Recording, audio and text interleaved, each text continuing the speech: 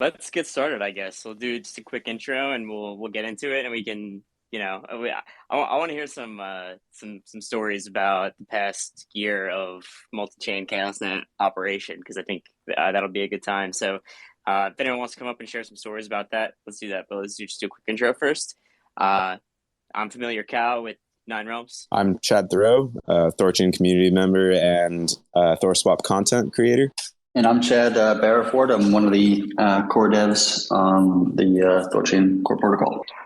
Yes, so Chad, first off, last week, Bitcoin Miami conference, how did your panel go? That video was quite something. Yeah, I think overall it was kind of fun. I mean, it was a bit weird because for whatever reason, the person that organized the Bitcoin conference at Bitcoin Magazine, he just wanted to throw me into the sidechains panel, and I wasn't going to argue with him on this or I was just thankful he's giving me a spot anywhere, right? Because they don't typically allow somebody like myself who, build another coin to be a part of that. But we're unique in the sense that because we interact with layer one Bitcoin, it's a bit different than everything else in the space. And so it's a bit more appropriate for us than it is for any random project out there. I would have preferred to be a part of, to some degree, to be a part of the Bitcoin DEX conversation that took place, which I was in the audience for that one. I caught at least half of that, fortunately. Oh, really? I didn't even know that there was a DEX conversation because that seems extremely relevant compared to a sidechain conversation. Yeah, and after I watched it, I kind of was happy that I was not a part of it to some degree, just because the moderator of the conversation, this woman B plus plus, she's just this very. I mean, she made it very clear in the talk, and you can find it online if you go onto YouTube, the whole thing. But she made it very clear that she was just a hardcore Bitcoiner, really hard maxing, I think actually Mogarky, if he's in the audience, I don't think he's in the audience, but Mogarky went up to her after the chat and he was just oh, hey, why didn't you have THORChain on here? Or some question about THORChain. And she just kind of swung her hand, her backhand, across his, not hit him, but it just kind of shoot him away. We're only Bitcoiners here, or some really kind of dismissive and rude kind of response. And so I can't imagine what would have happened if I was actually on stage and a moderator was just jumping down my throat in some sense or whatever. But I found it to be a little bit comedic because the people that were on the stage were the guy Mike, I think it's Mike Brock or Mike Block or whatever his name was from I think it's Square or Twitter that did the DID stuff of matching crypto Bitcoin buyers versus Bitcoin sellers and then using a centralized mechanism to actually do the trade. And then there was what's the name of the other one? I can't remember the name of it. God damn. I wish I remember the name. Where you can buy Bitcoin with dollars, but it's somewhat decentralized, but you can get rug pulled. Fuck. What's it called? God damn it. Can't remember. Anyways, the people they had on stage was not really quite, none of them were DEXs at all. And so it was a little bit comedic that we had a Bitcoin talk about Bitcoin DEXs and none of them on stage were actually DEXs. And the one thing that is a DEX that trades like Bitcoin, the dude was sitting in the audience. That just seemed funny to me. Yeah, that's what I was just thinking. So if there's a DEX panel, but no other tokens are allowed, what do you trade your Bitcoin with? You just trade one Bitcoin for another Bitcoin in a decentralized way? Or? No, the only thing they can do is trade with fiat, I guess, which doesn't break the Bitcoin maxi paradigm, which is a little bit funny because they allow trades with dollar fiat, but not USDC or T or UST or anything else. But it didn't make any sense to me. I was just watching out of amusement more than anything else. Just yesterday, I was watching Michael Saylor's interview with Lex Friedman on Lex's podcast, and he's talking about the different layers of Bitcoin. Layer one just being the core chain, layer two being things like the Lightning Network, anything that uses Bitcoin as the gas asset. And then he went on to go layer threes, which are basically just the exchanges where you can move things instantly for free. I was thinking like, THORChain is awful lot like a layer. It's between layer 1.5 and 2.5, but it's not 2. It's very, very interesting in that way because we have, our own like synthetic Bitcoin that you can move around like insanely cheap, insanely fast, and fully redeemable for a real Bitcoin, or you could just trade real Bitcoins on THORChain. So it's kind of interesting that we just really don't fit in any of the paradigms that kind of go along with the industry, which is a lot of the unique value proposition of THORChain, in that it's so different than any other major project, because it's not a regular layer one. It's not just an improvement on Bitcoin. It's an improvement on the space as a whole. We kind of talked about this a little bit yesterday, but I thought it was an interesting conversation.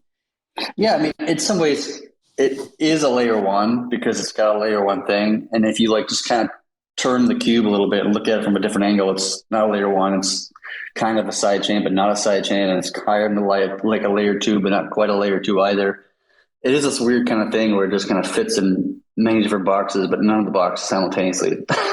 Yeah, I thought that was one of the funny things about that segment that got posted everywhere. It's just like the obsession over the semantics of a side chain, and like how you were saying, like, why were you even on this particular panel? And just such an just too much attention focused on like definitions and fitting things into boxes, and kind of like ignoring this like first principles ground up like next step thinking and redesigning something that just kind of gets ignored because it's like, oh, that doesn't fit into my boxes that I have already. Like, what is that? I don't understand. It can't be real. And it seems like a lot of this misunderstanding kind of stems from that. It's like, this doesn't fit this old paradigm, therefore I don't understand it, therefore I don't care. And unfortunately, in that, a lot of people seem to be missing like the elephant in the room that is THORChain, and just the irony of a DEX panel not talking about it. It's like you were saying, Cal, it's like what is a Bitcoin only DEX? Like I guess fiat, but that doesn't really help this whole problem of detaching from that. Yeah, and the irony of that is that Bitcoin used to be that, like where Bitcoin didn't fit into those boxes and people dismissed it.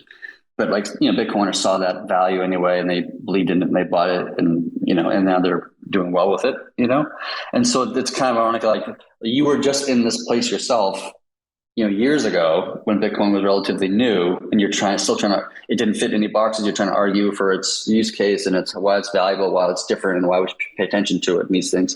And now, we as a project and as a community, we're kind of in a similar boat of like, we're fitting into a new space that doesn't really quite fit the old boxes, but it provides significant value and rethinks the entire industry in many respects. And we're trying to get people to kind of rethink themselves. And they're struggling to do it, even though they just did it a few years ago, which is a bit funny, right? One thing I wish I had said in that sidechain thing, I just didn't occur to me until later, was that like you could maybe an argument for why THORChain is a sidechain is that like that you can interact with it and do things with it without using another or ultimate coin, right? You can swap, you can add liquidity, you can withdraw liquidity. Eventually you'll take out loans and like get like savings and interest accounts on your Bitcoin. And so you can do all of those things without ever touching any other asset other than Bitcoin or paying gas on another asset or any of these things.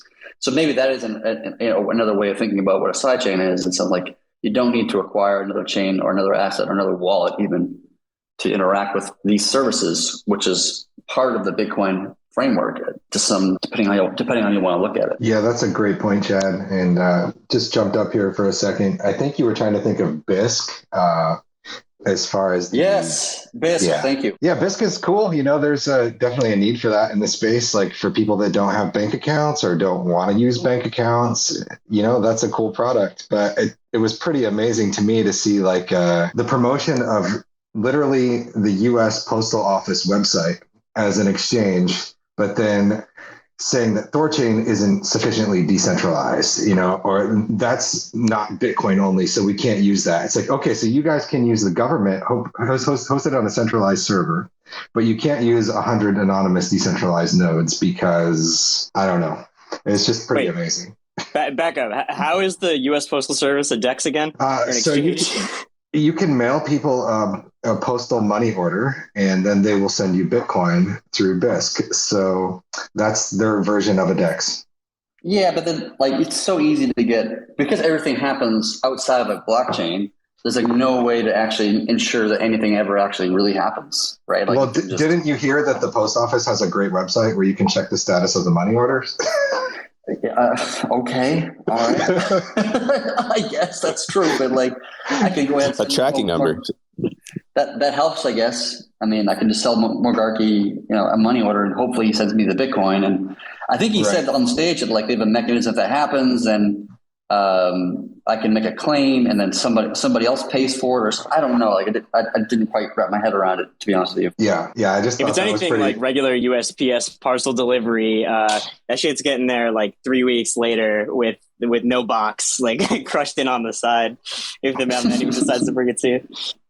I also thought it's a little bit naive to think like we're going to escape the world of KYC and identity tracking by using the government's website. Like, okay, if that's what you think. As long as there's not another coin involved, that's all that really matters. Let's get our priorities straight first, gentlemen.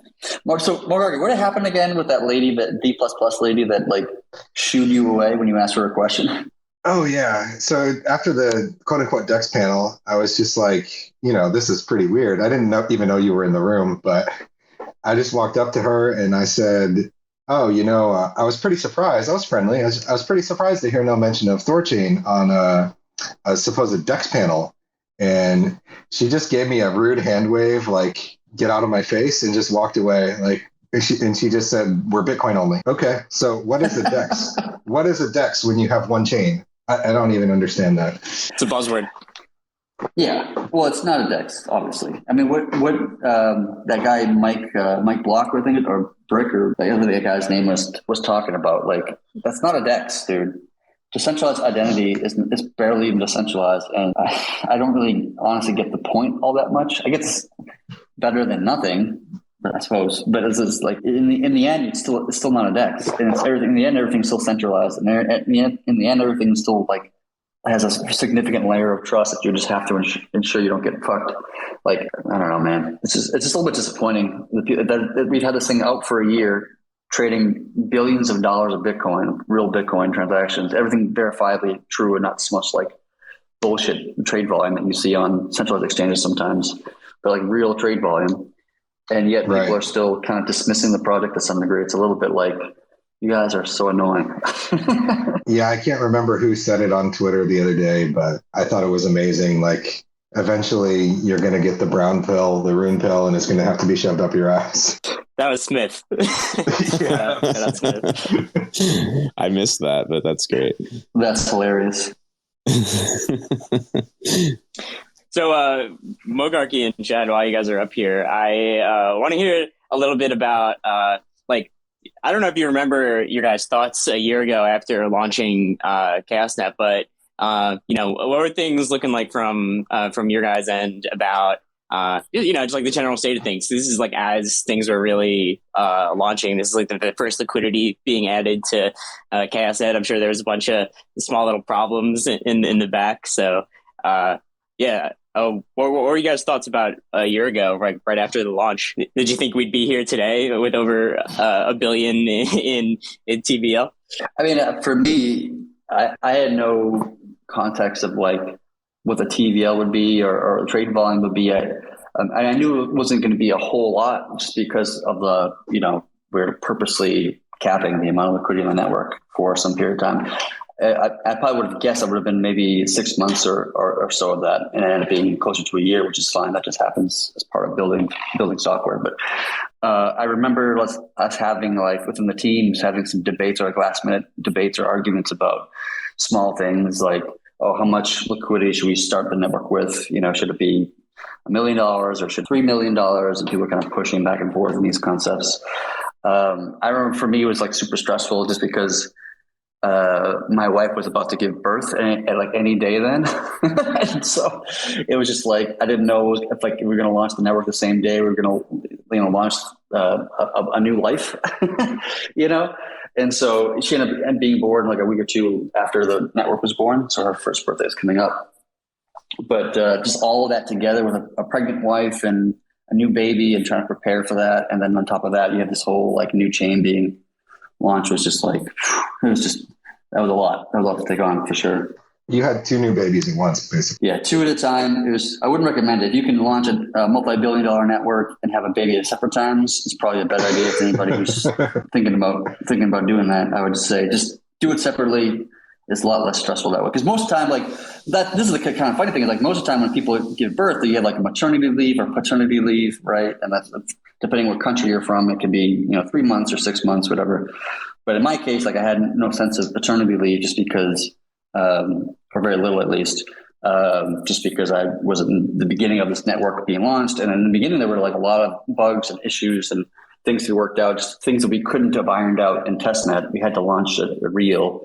In fact, we saw some bugs that didn't exist in testnet that should have existed in testnet, but weren't there. And we had to find them in mainnet, so to speak. And so like the first, month or 2 or 3 was really just kind of like putting out fires. Okay, we need to delay the churn, fix this gas related bug on this chain or the Binance Bitcoin Cash bug with this thing or whatever. And just like a bunch of these issues, just kind of edge case issues that just kind of all exploded out pretty early on. But then with every bug we fixed, it just felt like we were getting less and less frequent and more edge case. And it continues to be true today for sure. Yeah, it's crazy for me to even think about a year ago. It's like I was barely involved in the space, like I was a huge fan of THORChain, but I was definitely on the outside. I hadn't like joined the dev Discord. I don't think the dev Discord existed actually. It was just a Telegram at that point in time. But I had a bunch of BEP2 Rune and I was just really excited to be able to upgrade it to native. Like I remember that being like the biggest thing of launch day is like, we can finally get real Rune. Let's do this. So then like the Asgard X wallet came out and me and my brother were like racing to install it the fastest and get our Rune upgraded and be like, oh yeah, we have no more of that shit Rune. We got the real stuff now. So that's my first memory of like launching ChaosNet and then trying to get all my friends to buy Rune, telling them like, this is going to be the best investment you ever make. But I was like, hang on, let's make sure that the wallet works first. Let's give it a couple days. And then I was getting people set up, with their hardware wallets. I think at the time it was only KeepKey. So I was like, all right, just put some Bitcoin in your KeepKey and then I'll help you use THORSwap or Asgard and we'll swap it over to native Rune. But yeah, I definitely wasn't involved in this project in any professional manner whatsoever. Just a fan of it and was really stoked to upgrade my native Rune and kind of watch things unfold. Put in my first LP position, but I was super nervous. So I was like, I'm only going to put in like 5 ETH, And I think my 5 ETH that I ASIN put in is almost breaking even again now. Nice. Yeah. I mean, I also wasn't involved at that time, just as a user, but yeah, I definitely remember it being an exciting time just to be able to do like the first cross-chain swaps and stuff like that. Like just doing, I don't remember what my first swap was. I should go try to see if I can dig that up. But I remember it being pretty mind blowing. And then, I think ETH Rune was also my first LP at that time. But yeah, it was just, for me, I was just like a user, an outsider at the time. And I was just watching and I was just amazed by this thing that I was hearing about that was coming. I wasn't a user of BEP-swap and I wasn't that earlier. I was aware of it before MCCN, but I wasn't an active user at that time. I was just holding some BEP2 Rune. But once ChaosNet came out and THORSwap was ready to go and stuff, then it was pretty exciting to get to do those things for the first time. And just watching the whole year since then unfold and just how much more comfortable even I've personally got using it and just, getting to a point where I started telling all my friends, getting all of them on, then Twitter, getting everyone on. And now, kind of trying to onboard as many people as humanly possible. So it's been a fun time and it's just cool to see like how much more seamless it's gotten. I remember I first saw a tweet in the early days of like, Kevin Rose, he's got like 1 million followers on Twitter, and it seems like a really great. I mean, I've never met him personally. I've spoken to him on some Twitter DMs and that kind of stuff. But like, it seems like a really great guy. And I've been a fan of his since like way before I even got into startups. Like actually in the early days, like I was following his podcast and stuff like that back in like 2010 and this kind of time frame. And I remember him tweeting out and like saying, like kind of with a little video, kind of like showing him doing like a Bitcoin to ETH swap or something like this. And he's like, yep, I can confirm this actually works. It's real. It's legitimate. This is incredible. Like that was a pretty cool moment for me, just because I've always been a big fan of Kevin Rose, like for a very long period of time. I just like his content. And to see somebody that I've kind of admired for such a long period of time to be tweeting about something that I've helped, played a role in putting together and exist in the world, which for me felt like a pretty rewarding thing in that moment. Awesome. I'd love to get some other people up here to talk about, some of their experiences and stories, or just their thoughts and whatnot. But we could talk a little bit about just what's been going on THORChain development for a minute, if people want to request in the meantime.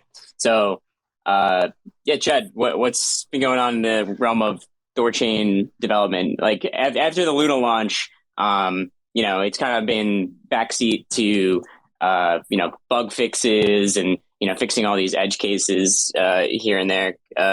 Would you be able to expand on that a little bit? Yeah, so we've seen a couple of bugs in the last couple of weeks. Like we had to kind of iron out those things. Always just kind of distract and delay, other things that are more fun and interesting. So that's just the way of the world in a sense. The thing that we're mostly focused on right now is getting kind of launched in the community is Thor names.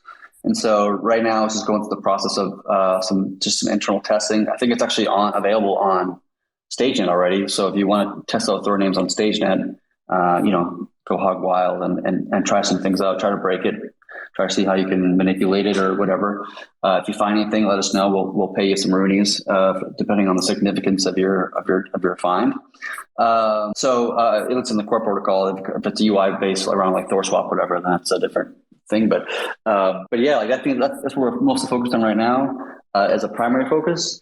There's a bunch of bug fixes happening as well, but also the PR for derived assets was opened recently. And so derived assets is basically another way of saying Thor USD and Thor BDC, Thor F, Thor Luna, Thor Doge, whatever.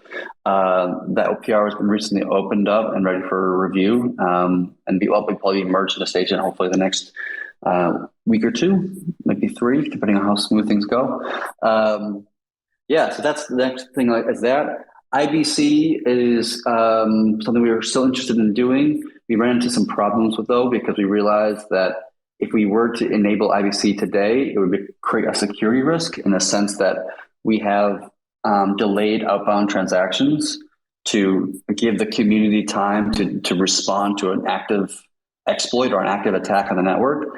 And by having IBC on the network allows somebody to swap directly to Rune without having any delays to that, and then being able to send that rune over to the IBC to, Osmosis or whatever, and then swap that to Osmo or swap it to, F using their bridge or whatever. And so it gives you like a quick and easy exit, kind of bypassing that security feature we added post exploit in the summer. So we have to figure out a way to have that, and to be fair, it's like IBC is not the problem. Like IBC it's not a security risk with IBC itself. It's more of like the security demands and requirements that we have to ensure the safety of the assets and the funds for everybody, who's involved, who's LPing. We want to uphold a certain standard that we need to get IBC to adhere to that standard. So we need to figure out a way to do this that makes sense, and that'll take more engineering work to do so. But that's still something we are interested in doing and planning on doing at some point. And then after that, lending, DEX aggregation. Oh, that's right. DEX aggregation is also being worked on. Heimdall's now taking that work over. We can take that across the finish line, which is really great. Hopefully that'll be out in the next few weeks. Then lending, Thor savings, all that will come with it. I'm hoping to get all of those THORFi stuff done on StageNet and running and available for everybody to test within a month. That'd be great if I can get that done. That's my intention. We'll see if that moves as quickly and as smoothly as I would like it to move, but you never know in this world, I guess. But I want to get that stuff out the door and ready for people to start, hacking on, testing, throw it through some weird, wacky scenarios, blah, blah, blah, all that kind of stuff. Meanwhile, we also have some more kind of economic modeling that we're doing internally using a system called CanCam that Orion's in the office now. He's working on that now to kind of create some ways of economically simulating various cases and scenarios of what happens if, the collateral is really high or the collateral is really low, or the room price goes up or the room price goes down, or what happens when this happens or that happens. You can create all sorts of different kind of hypothetical scenarios and then run through bunch of simulations to see how the economic design kind of holds up. So we're going to spend some time kind of like creating some of those simulators so that we can kind of really test out the economics and make sure there's no vectors that we haven't already considered. Awesome. And all that obviously goes hand in hand with the focus on security and stability is the number one priority for the core team and the 9 realms. Everyone that's working on the core development of the protocol is number one focus, security and stability. So it's great that we're getting all these new features out there sooner rather than later. But the number one thing is doing it in the safest way, which protects user funds, protects the network funds, and gets us to where we need to be. But not any sooner than the soonest possible time frame. So thanks team for sticking with us on that. See that there's some requests for some other people that want to come up. If anyone wants to come up and share some stories, or Orion want to come up and talk about the economic modeling, we can do that. I would like to hear some stories about people's experiences with THORChain over the past year, because I think this is kind of a time right after the 1 year anniversary, we can kind of look back a little bit and reflect, because we do a lot of forward thinking here. We're always talking about what's going to happen in 2 weeks. Everything's always 2 weeks to a month out. So I really like to hear some thoughts on just people's reflections over the past year, because I think a lot of people have spent a lot of time in the whole THORChain space, and it really resonates with a lot of people. So I'd love to hear some people's experiences. I'll let people up on stage right now. What's up, The Alchemist? It's Orion here. Yeah, I just wanted to share my my experience when multi-chain launched. I had took the day off work and alarm clocked it so I could try to get some liquidity in. Missed the caps filled so fast I ended up missing being able to add anything. But yeah, it was just a really, really amazing experience and moment to like get in and like start to get involved in the community. And it's crazy to think back over the past year. I kind of think back and I have a bit of vertigo, kind of imagining all of the scenarios and things that we've gone through over the past year as a community. So yeah, it's been an awesome ride and looking forward to the future. Yeah, Ryan, what is this software that Chad was talking about with economic modeling for THORFi? I'm kind of interested in hearing about that. Yeah, sure. So some context here. THORFi is a complex beast and has a lot of moving parts in the issue. There's just a lot to digest, and I'm working quite closely on it, and I still like reread things and have to ask the team for clarification on stuff. So the idea around the economic modeling is to set up basically set up simulators so that we can, rather than it being kind of hand wavy conversations, we can really nail down a specific scenario and then see, empirically what is the outcome of that scenario. And then the whole idea with this is that, rather than it being, constrained to what we can do kind of back of the envelope, we really want to make sure that we can, calculate and understand all of the different edge cases that are possible. In this kind of token engineering space, people refer to this as like, what's the reachability, or like where are places in the network, or like situations that the network can arrive in that are dangerous. And we want to really understand, those regions of various parameters so that we can either add business logic or change incentives to avoid those. So that's kind of the rationale here, is that we just want to better understand the system and poke at it more. And then also encourage the community to participate by helping us come up with scenarios that we want to test. The software that I'm using is called CAD, and it's put out by the block science team and then this like token engineering consortium. I can add some links to share out as well. But the cool thing is that they've set up this framework where you're able to model your protocol. And then there's a whole kind of community around, helping you, test and understand the behavior.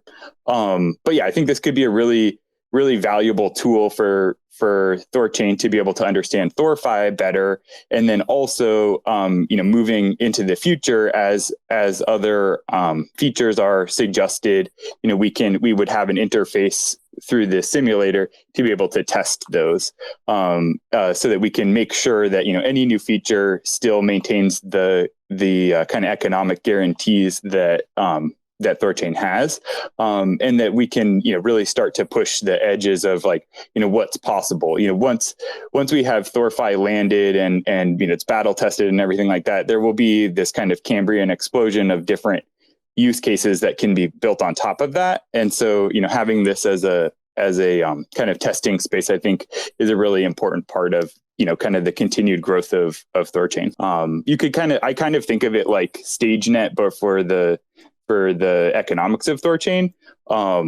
It's not nearly as complicated as that, but that's kind of the utility that I see. Awesome. Thanks, man. CAD's a funny name too. I gotta say, because it just sounds like just CAD twice. Yeah, I agree. I'm not really sure what the rationale was there. I think it's I can't remember what the acronym is, but yeah, I'll figure that out. The Alchemist was up here first, if you're there. All right, we'll go to Big Chief Energy. Okay, hey guys. So I'm like brand new to this THORChain, whatever. I downloaded the mobile app from my phone. I looked a little bit into the staking mechanism, whatever, and I transferred 21 Litecoin over to THORChain. And I don't know, I must have did something wrong because I staked my 21 Litecoin. It cost me a small fee or whatever. It wasn't too much, but then overnight, I was under the impression that by staking I would earn Litecoin, but for some reason my balance was being lowered, and I lost 0.4 Litecoin or something overnight. Yeah. So yeah. Sorry, were you finished with the question? Yeah, I guess I just don't know what I did wrong, or why I would receive negative interest on the stuff that I'm seeing. Gotcha. Yeah, this is something that, on the interface level, definitely working towards making this more clear. So every THORChain pool is 50-50 exposure to the asset and Rune, Rune being the native coin of THORChain. So when you're in any of these positions, it's not just single-sided staking, it's a liquidity pool position. So you are a liquidity that enables the cross-chain swaps. So your Litecoin goes into this pool, and this pool is 50-50 Rune and Litecoin. And however you add to that pool, whether it's from one side or both sides or the Rune side, you're still having that 50-50 exposure. So what that means is just that in those, I forget what time frame you said, but in that day or 2 days or whatever, that just means that Rune either went down more than Litecoin or Litecoin went up more than Rune. And due to the rebalancing, if you're looking at that in Litecoin terms, then your overall position is worth less in Litecoin terms due to the rebalancing, but you're still earning the fees and stuff on top of that. One thing I would suggest is checking out THORyield, THORyield.com. There's a mobile app too, where you can just plug in your address into the site, and then you can get a better picture of what's really going on with your position. So if I want to see returns, I have to and Litecoin at the same time. Yes and no. So that is what you're doing. You're just you can do it from only one side, the way you did it. You THORChain only has your Litecoin address. You only deposited Litecoin. You're only going to withdraw Litecoin. but you're still exposed to that 50-50 pool no matter how you added. So in the future, like those things we're talking about with THORFi, in the future there's going to be single-sided things, but the current like main liquidity pools, what you're looking at right now, are 50% exposed to Rune. Yeah, so part of the reason why you can experience an immediate loss is because you supplied just one asset, and so then you basically made the pool unbalanced by providing just Litecoin but no Rune. So then arbitrage bots have to come in and provide the Rune side because you didn't, which is fine. And so basically mathematically what happens is like you add just Litecoin, the network more or less swaps to Rune, and you pay for that kind of swap fee, so to speak. And so you have an immediate loss from like, moment one, for like, T1 as they sometimes call it.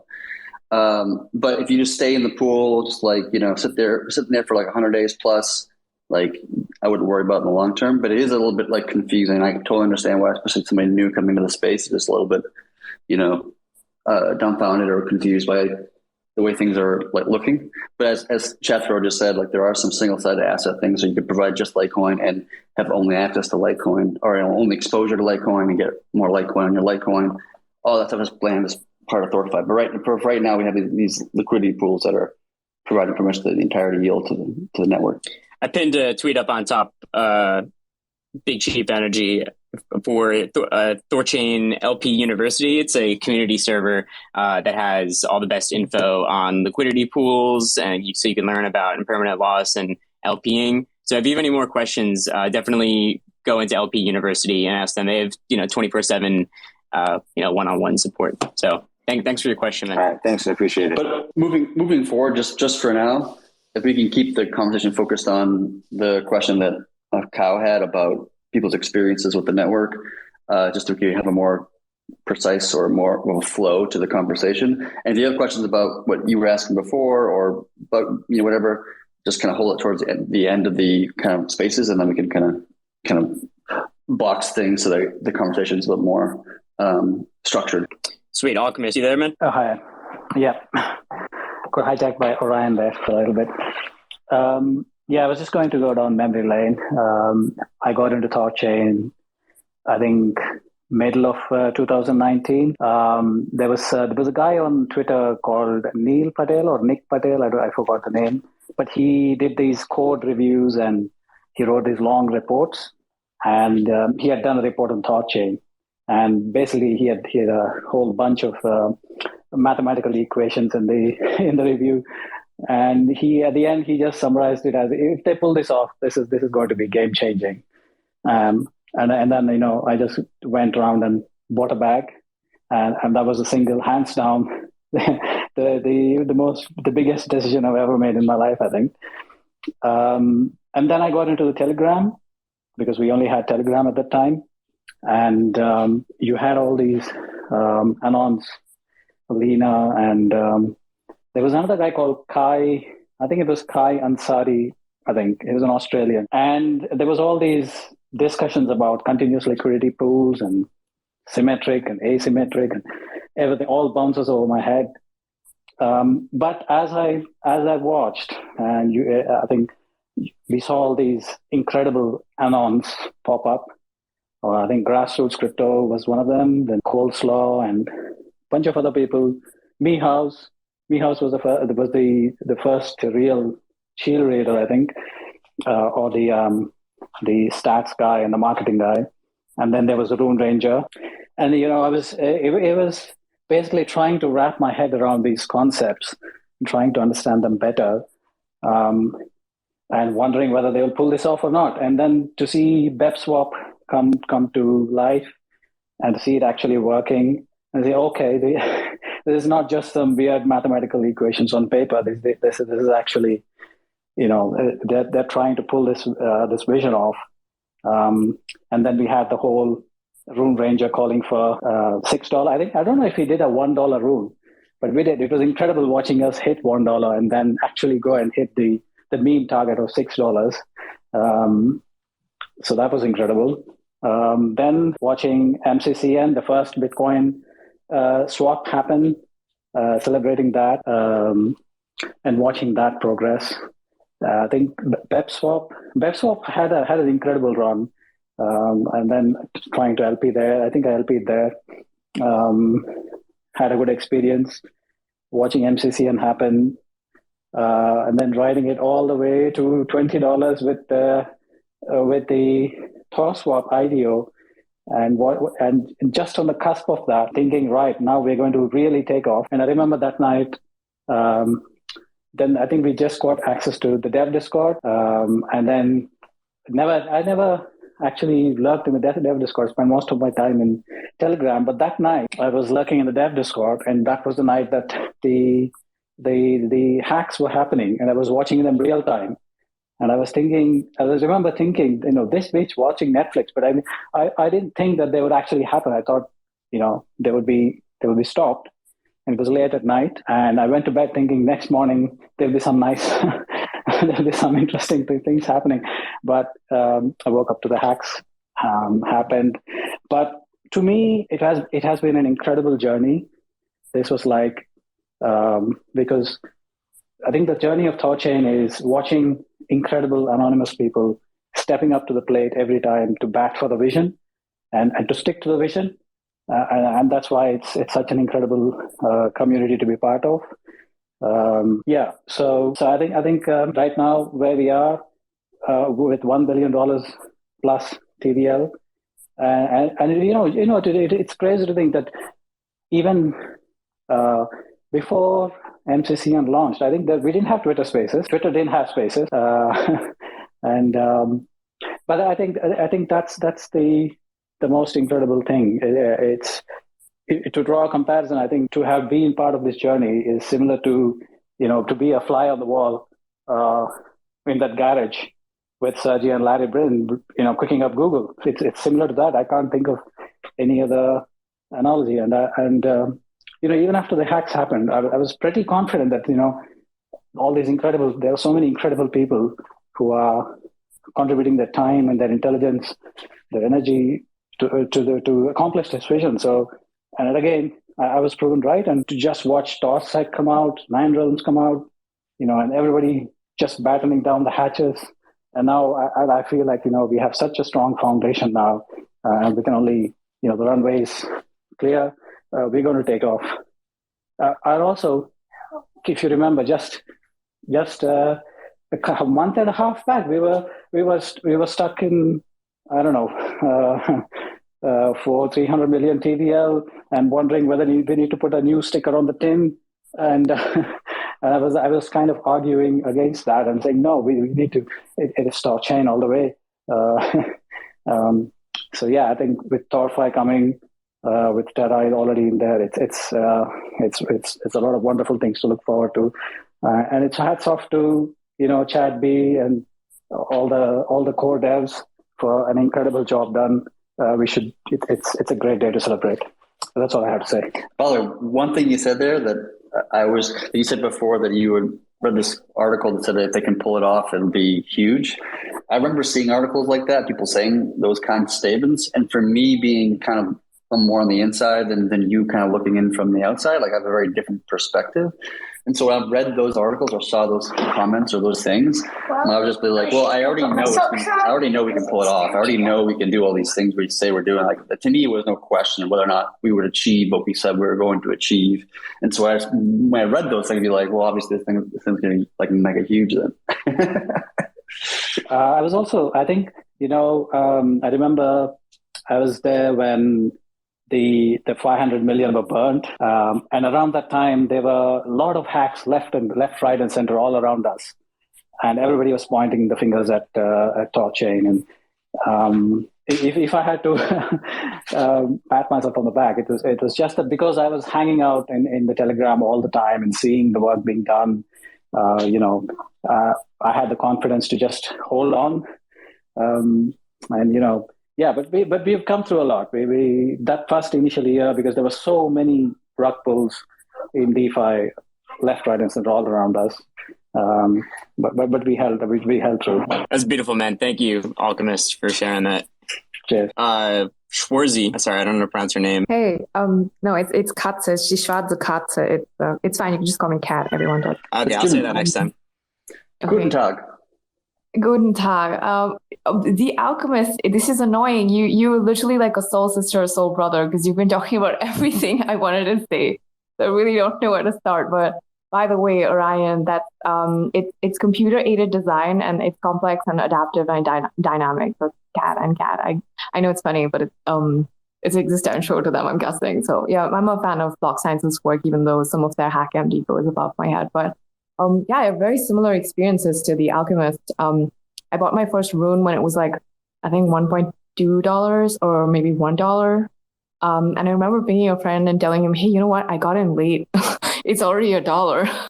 And he was like, it's fine, hang in there. And I remember hearing maybe JP or Kai, I'm not sure, or both talking about the vision, maybe JP.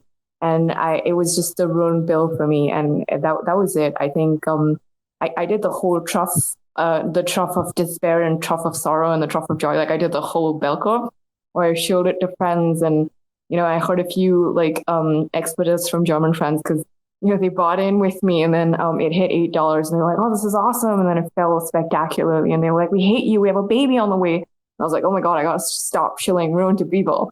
But yeah, it was the same journey. It was learning about BEP swap. It was absolute chaos for me. I was very, very new to crypto in general, but only like L1s. I'd never experienced anything like that swap before, so it was a hockey stick learning curve with everything. I learned about asymmetric pooling, about losses, about pool fees, about where my money went and why I don't see it anymore, about Thor yield, something like Thor yield. I think there were a few dashboard options before, and I learned about all of them having different addresses, needing different addresses. I went through all the bugs on TNS. I went through all the bugs on THORSwap, THORStarter. I remember with THORStarter, I practically broke my laptop because I was like, I can't believe if I'm not in, I'm going to hate this. And it was 3 hours of pain trying to get X rune. And it was really late at night. I was like, screw this. I'm just going to go to bed. If I'm not got through, it's fine. And I woke up in the morning and, I owned like a large portion of the X rune pool. And I was like, okay, this looks good. And then over the next few days, it like went up significantly. And yeah, so I think I was also around when the hacks happened, and I don't know. I might have a slightly contrarian opinion to what the Alchemist said, but I wasn't bothered for a second. It was exciting that the hacker was sitting in Discord. It was really exciting for me because I was like, wow, now we won't get complacent. It was fun. I'm sorry, this is a weird thing to say, but it was actually pretty fun to see the way that they hacked, the sophistication of it, the fact that they bothered to come hack. I mean, to be honest with you, people need to pay to speak at Bitcoin Miami or wherever else. And one of the reasons you probably got flipped off, whoever was talking before, was because they paid heavy dollars to go sit on that panel and you probably didn't. So, is that really what we want to aspire for? Not really, right? So, if you get hacked, that means, you're some kind of important. And I do a lot of relief work outside of crypto. I guess now crypto's taken over my whole life. So I do a lot of crypto relief work. And I think that's also why I enjoy THORChain so much, because I choose to live in questionable geographies sometimes. And sometimes a war breaks out and sometimes we're evacuated. And in your head, you're always like, this is why we put our money in THORChain. And even when the hack happened, like I was just like the Alchemist, I was one of the first few people in the East pool and I think also the BNB pool. And I think a couple of them got hacked and it was totally fine with me. I was like, that's fine. The treasury will top us up. I'm just interested in seeing what more comes up. Are there more loopholes? Are there more patches to be fixed? Are there more problems? That was the only thing that I was bothered about. The same thing today, though I've learned my lessons. I never ever show rune ever. I never ask anybody to buy rune, and when I see them hate on it, I'm like, yes, sell me your rune, sell it, I'll buy it. But it's and a lot of OG rune people sort of yelled at me at the start when rune was like $3 or whatever. They were like, don't get hopped up on hopium, learn to take profit, and that was just one thing I've never ever done with rune. Sorry, it's just the only token that has a lot of leeway in my mind, because we have this really weird thing in the crypto circles where we're like loyalties for people, not necessarily for tokens. I think rune is my only exception. I only ever bought rune. I've never ever sold it, even when it was $17. Only ever bought it and just park it and I forget about it. I don't have anxiety over it anymore, like, oh, I have so much IL, or oh, I exit such and such pool. So I don't have ILP anymore because I was trying to get into that other IDO on THORSec. I just don't do that. I just park my money and I forget about it. So I'll stop talking now.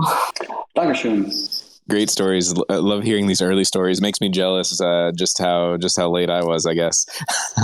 But props to you guys for being aware to this so early on. That's impressive. Yeah, thanks for that. Let's keep it going. Let's keep going down the line here. Stacking Monero. Yeah, can you hear me okay? Yep. Okay, perfect. Hey, so yeah, similar stories. I guess I'm not going to repeat what everybody else has said, but I've been in since the MCCN launch. I'm kind of just a Rune maxi, I guess you would say. So kind of what the way I utilize the platform is to increase my Rune position. So when Rune gets up into the when it was in the $13-15 ranges, I would asymmetrically place my Rune into a BUSD pool and just wait for the price to drop and then increase my Rune position. So basically, since I started since launch, I guess I probably doubled my Rune position. So conservatively, I guess I would probably be double of that. So I guess when I was listening to the guy talk about Litecoin earlier and asymmetrically putting his Litecoin in, if you are a maxi in any coin, I would steer away from asymmetrically putting your maxi coins into a pool where you're going to have loss on them. If you believe your coin's going to go up and you asymmetrically put it into a pool, you're going to end up with less coins if your coin is going up. If it's going up in price, you're going to end up with less coins. So I guess that's the one thing I would point out. For me, when Rune price is low, I'm sitting in straight Rune. When Rune price is hot, maybe in the middle, I might go a 50-50 Rune BUSD. If Rune price is high, I might be asymmetrically Rune against a UST pool or something like that. So I'm always trying to increase my Rune position, and that's something you can also utilize on any other coin. So if you're a Bitcoin maxi and you think the price of Bitcoin is too high, you could asymmetrically put your Bitcoin against a UST or a USD pool and increase your Bitcoin total sats. So just wanted to add that, and that's pretty much it for me. Awesome, man. It's crazy because there's so many ways to utilize the liquidity pools in any way that you want. Like holding long term, really nice to go in symmetrically, and there's great ways to see other kinds of returns by doing strategic asymmetric ads. And a lot of those strategies are available in LP University. So if people are curious to learn about those, definitely go check that out. Thanks for your experience, man. Yep, no problem. Patriot? Hey guys, how's it going? I'm working right now, so I don't want to rehash all they said, but it's been quite a journey, has it not? I mean, it's been crazy, but it's been good times. I mean, with the exploits that we had, I know that's a similar topic, but I think that was kind of like the crux of the moments, like the true believers hung in there, and we figured out who the real community members were in that time.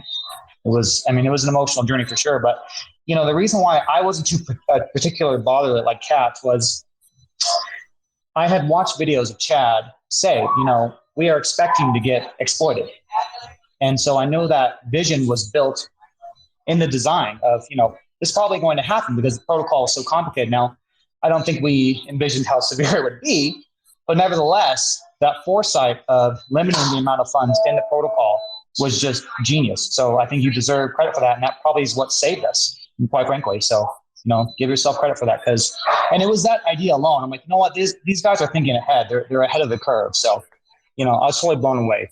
And it's just been, I cannot describe how an amazing of a journey this is. And I'm more of a fanatic with each every day. So the one question I want to ask you guys is there is a crypto conference in Austin coming up in the June 9th to the 12th.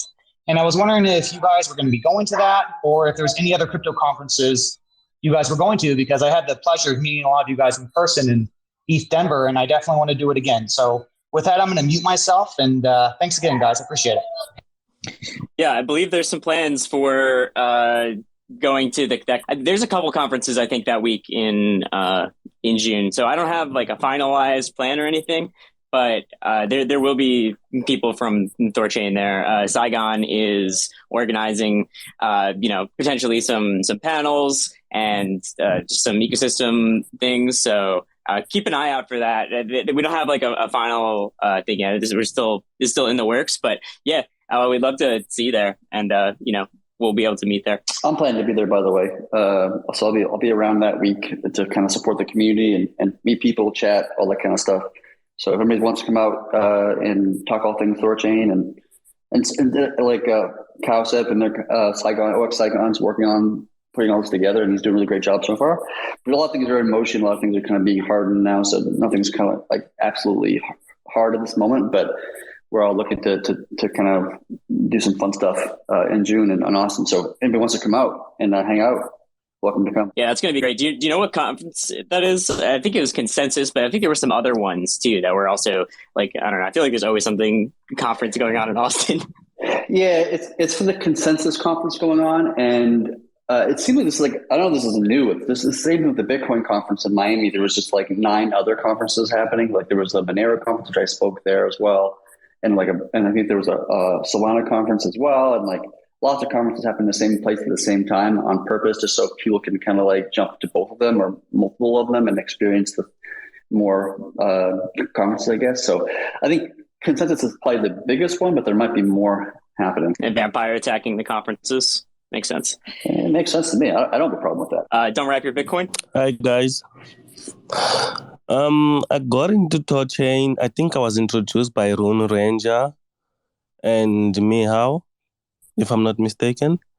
That was 2019.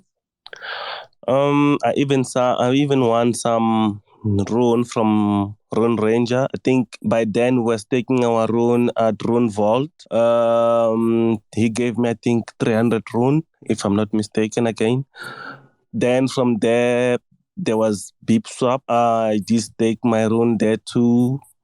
Then ChaosNet came through. Yeah, there was a guy called, when ChaosNet came through, or before that, if I'm not mistaken again, a guy called Kai or Akai. Oh, the guy he wasn't friendly at all, because he was saying that I shouldn't LP my rune because I might lose my fund, stuff like that. And my answer to him was like, look, dude, I think we're on Telegram. My answer to him was, dude, you worry about the technical stuff. If I lose my rune, it's fine, but I really need to LP my rune. And he blocked me through the Telegram, Twitter. Damn, like that guy, I think, yeah, he needs whatever. So, yeah, the experience so far, even when Rune got hacked, I wasn't worried at all. Everything, like, it's fine. I believed because I did read through everything. And I was like, damn, this is going to be huge.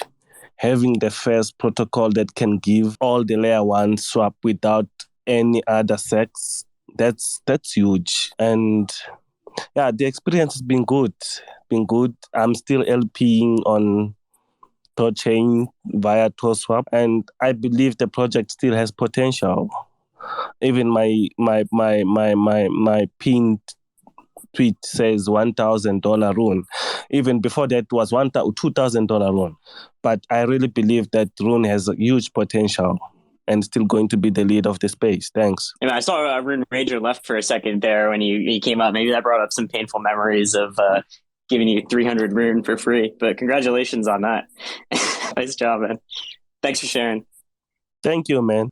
Zook? But conversation moves towards, I'm curious about Bala. So I'd like Mark, if people know about the project, or maybe finding qualified developers.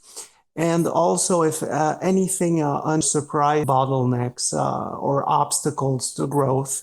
So I'm just seeding that idea for a conversation topic. You all for hosting the call. Yeah, cool. Maybe we want to keep that seed planted and see if there's any other stories up here and then circle back to that. Yeah, that sounds good. I'll leave you up here. Sorry about that. I think Slade just down. Yo, how's it going? What's up, man? How you guys doing? So in the theme of going down memory lane, so a lot of you guys know I'm involved with LPU. I'm one of the admins over there. and just wanted to, I don't know, kind of talk about that a little bit. Like the day multi-chain launched was like the craziest day on LPU.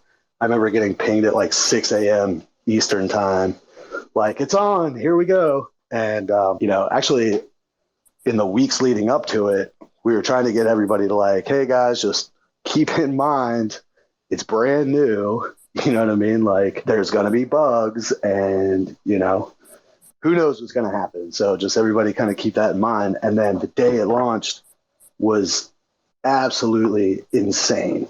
Like we were all hands on deck. Oh,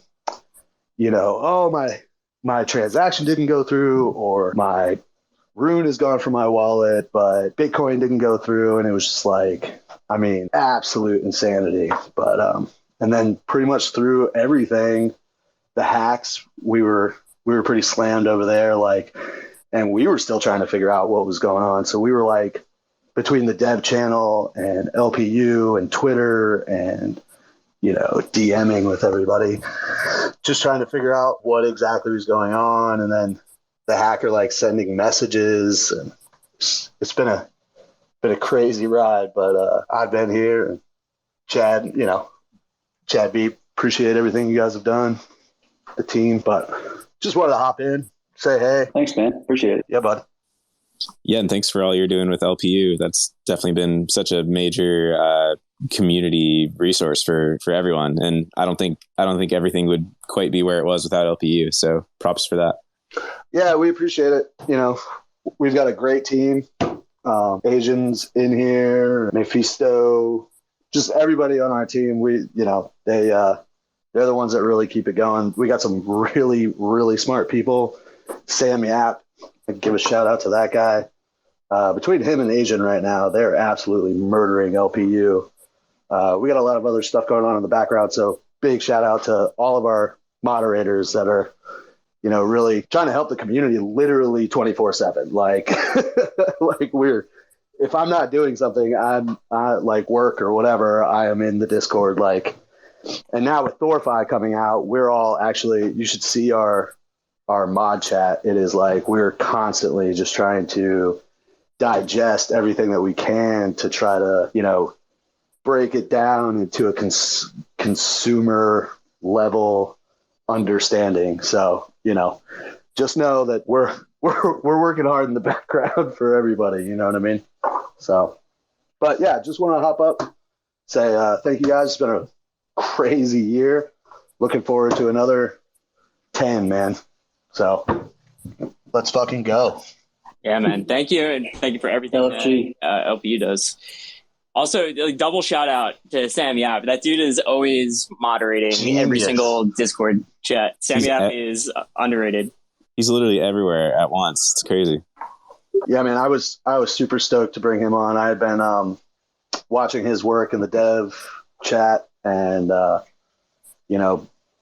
just like you guys said, everywhere. Telegram, like everywhere. And the guy really really gets it, and has been, just an absolute great addition to what we're doing over at LPU. So, all right, awesome. Thanks, guys. I'm going to hop off here. You guys are awesome. All right, catch you later. $60 finance. Hey, yeah, guys. How you doing? Hope you're all right.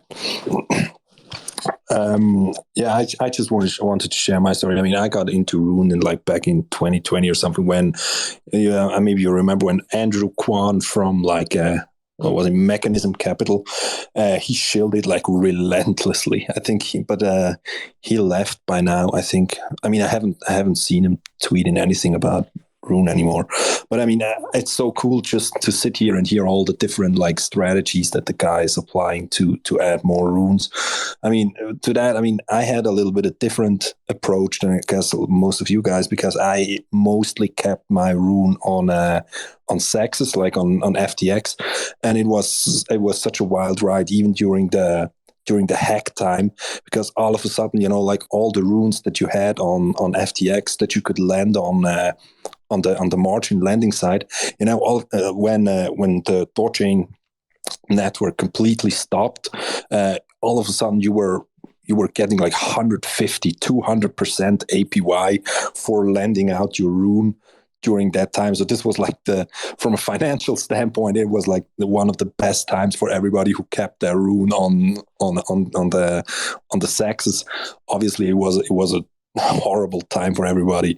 I mean, I remember very well, but I mean, it was at the big China crackdown downturn Bitcoin crash as well. So who knows where we would have gotten without the hack? Maybe we would have went down as well. So I mean, I don't really care, but it was really an interesting time. And like from all the guys who already described how they like asymmetrically LP their rune to get more rune. It's really funny because I'm the other side of the trade. I try to arbitrage the native BEP2 rune spread as good as I can. It's really cool to get more rune simply from buying it on one side and then selling it on the other side. And then if price goes down, the spread lowers again, and you can like reverse it by arbitraging it back and forth back to the BEP2 from the native. So that's also a really cool way to gain more rune. So everybody who's looking to make up a little bit, consider that. I mean, it got tremendously harder now with the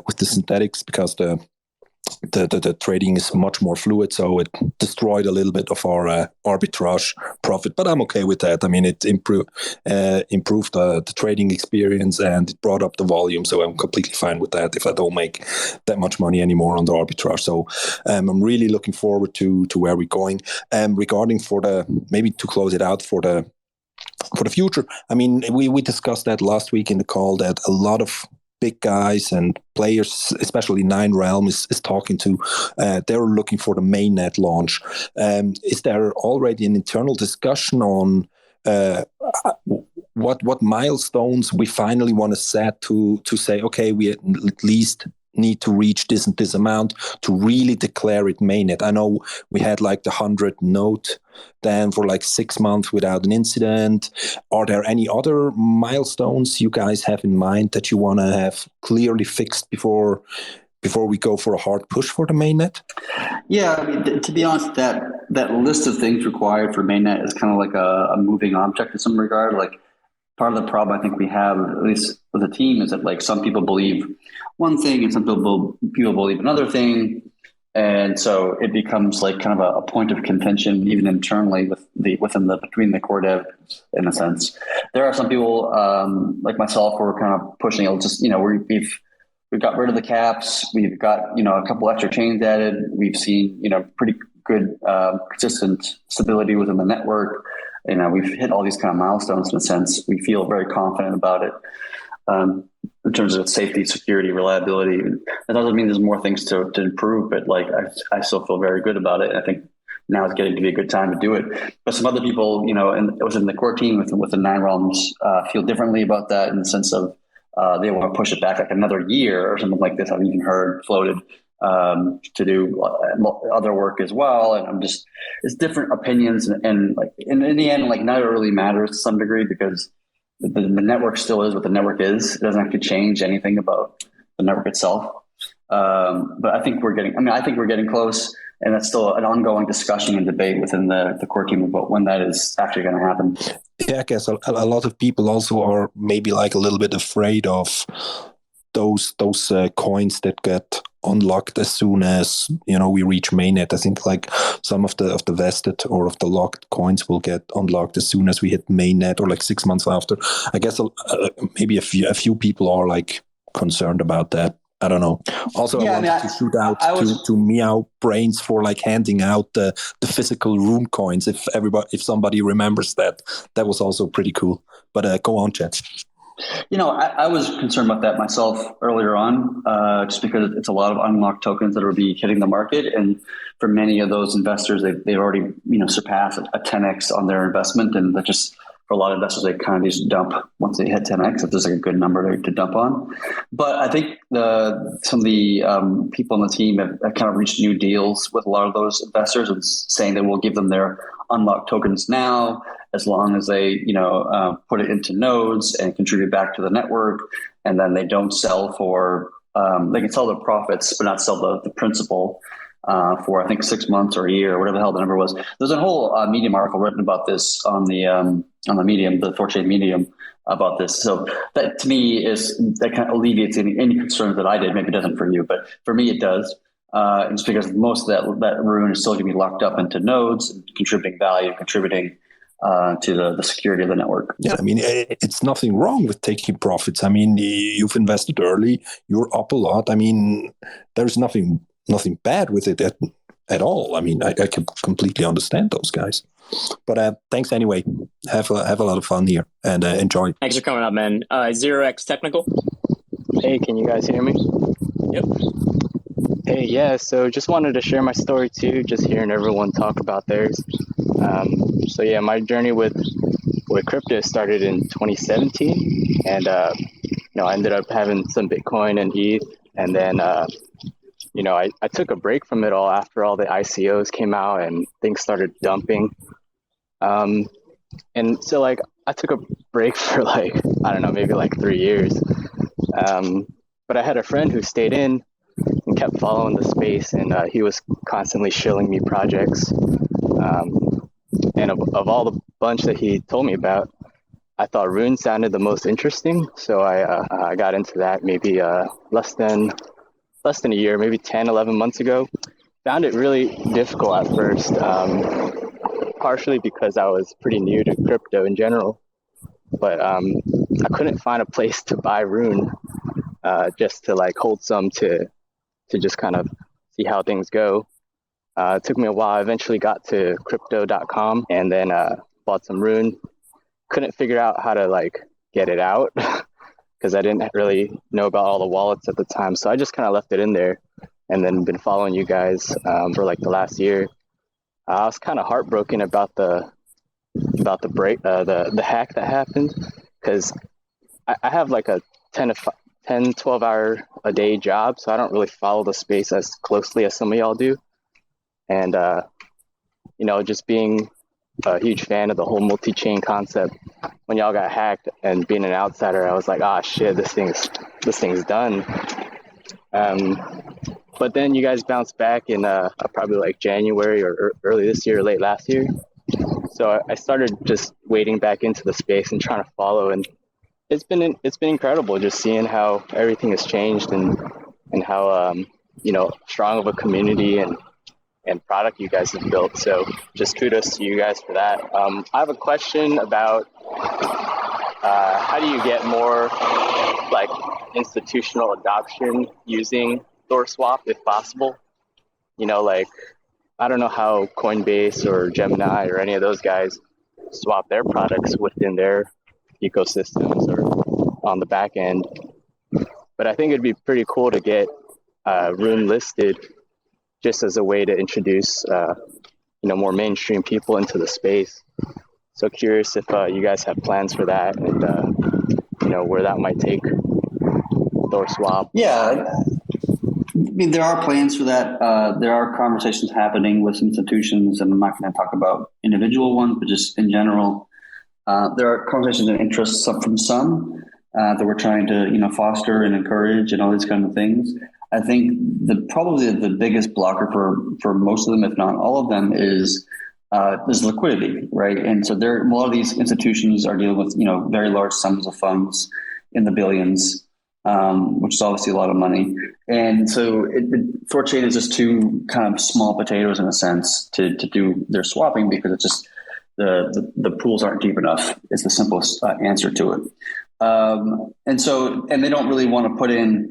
I think, and this makes logical sense too, and I probably do the same if I were them. Of like, if the Bitcoin pool is $100 million and they want to put in, some money, they don't want to be so big that they are the pool themselves, because that becomes kind of like too much pressure on a single LP in a sense. And so, how much Bitcoin can they actually put into the system, and is that enough to be value for them? That becomes kind of part of the calculus. My hope is that we can convince these institutions to kind of start small, not to put all the eggs in one basket in a sense, and just kind of go all in per se. I'll be a bit more cautious about it, and just start with some money here, some money there, And then by having them all do that, they're all just kind of building up the pool and deepening the pools and improving the liquidity in the network just naturally, just by them all acting together without them even knowing that they're acting together. And so I'm hoping to see over the time span of the next, 3 months, 6 months, whatever it's going to be, that we're going to see some more institutions getting involved, some big name institutions getting involved and announcing their interest in their collaborations and usage and this kind of stuff. But none of that's hard right now. None of that's, it's all in discussions and conversations right now. So, maybe that won't actually happen in the end. Who knows? But it's looking positive, at least in the current moment. But yeah, simple answer to your question, it's just a question of liquidity. So as we get deeper in terms of our pools, and we go from, $500 million in the pools right now to $1 billion to 10 billion and kind of growing from there, the deeper the things get, the more easy it is for big whale investors and institutions and people like Galaxy Digital or whatever, just naming a random one, for them to get in, right? And so it just causes more liquidity to come in. So liquidity kind of draws liquidity. It's kind of like a magnetic force in some sense. So we'll see how it kind of irons out over the next 6 months or so. But I'm feeling pretty positive about it. Yeah, that's awesome. That totally makes sense. I mean, maybe even for just their fringe assets that they've got, a little bit they need to rebalance. It doesn't have to be the whole pool. What about getting Rune listed on some of these exchanges as well, just for more mainstream, regular retail investors to get into? Yeah, getting Rune listed on, and I specifically want to say native Rune listed, has been historically kind of problematic. Or difficult to get done. And that's partially because what Rune is in terms of being a Cosmos asset becomes problematic for a lot of exchanges. So for example, you still can't buy Luna, right, on a centralized exchange, like Coinbase, for example. You have to buy the ERC20 Luna, which isn't really the actual Luna.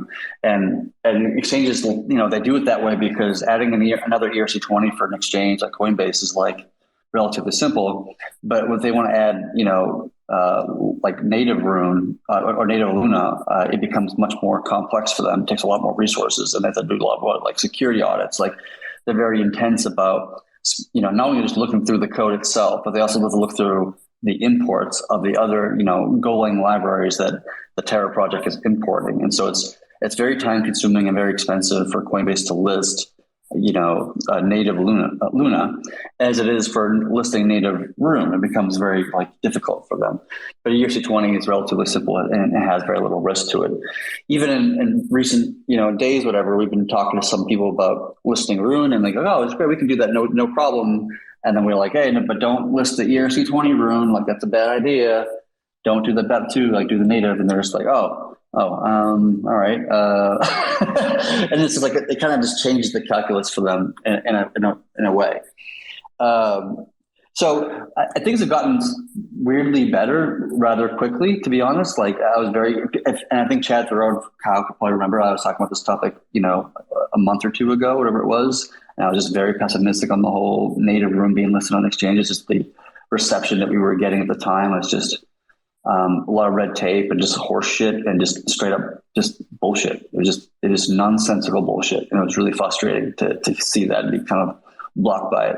But weirdly enough, and I don't know why, the market just been shifting and exchanges have been more open lately to listing Rune than they were previously. And I don't know why that happened or what happened or something happened or whatever. Maybe it's just the Rune price went up, a month ago because we launched Terra and whatever else happened. But just mentalities have been changing, which is obviously a good thing for us.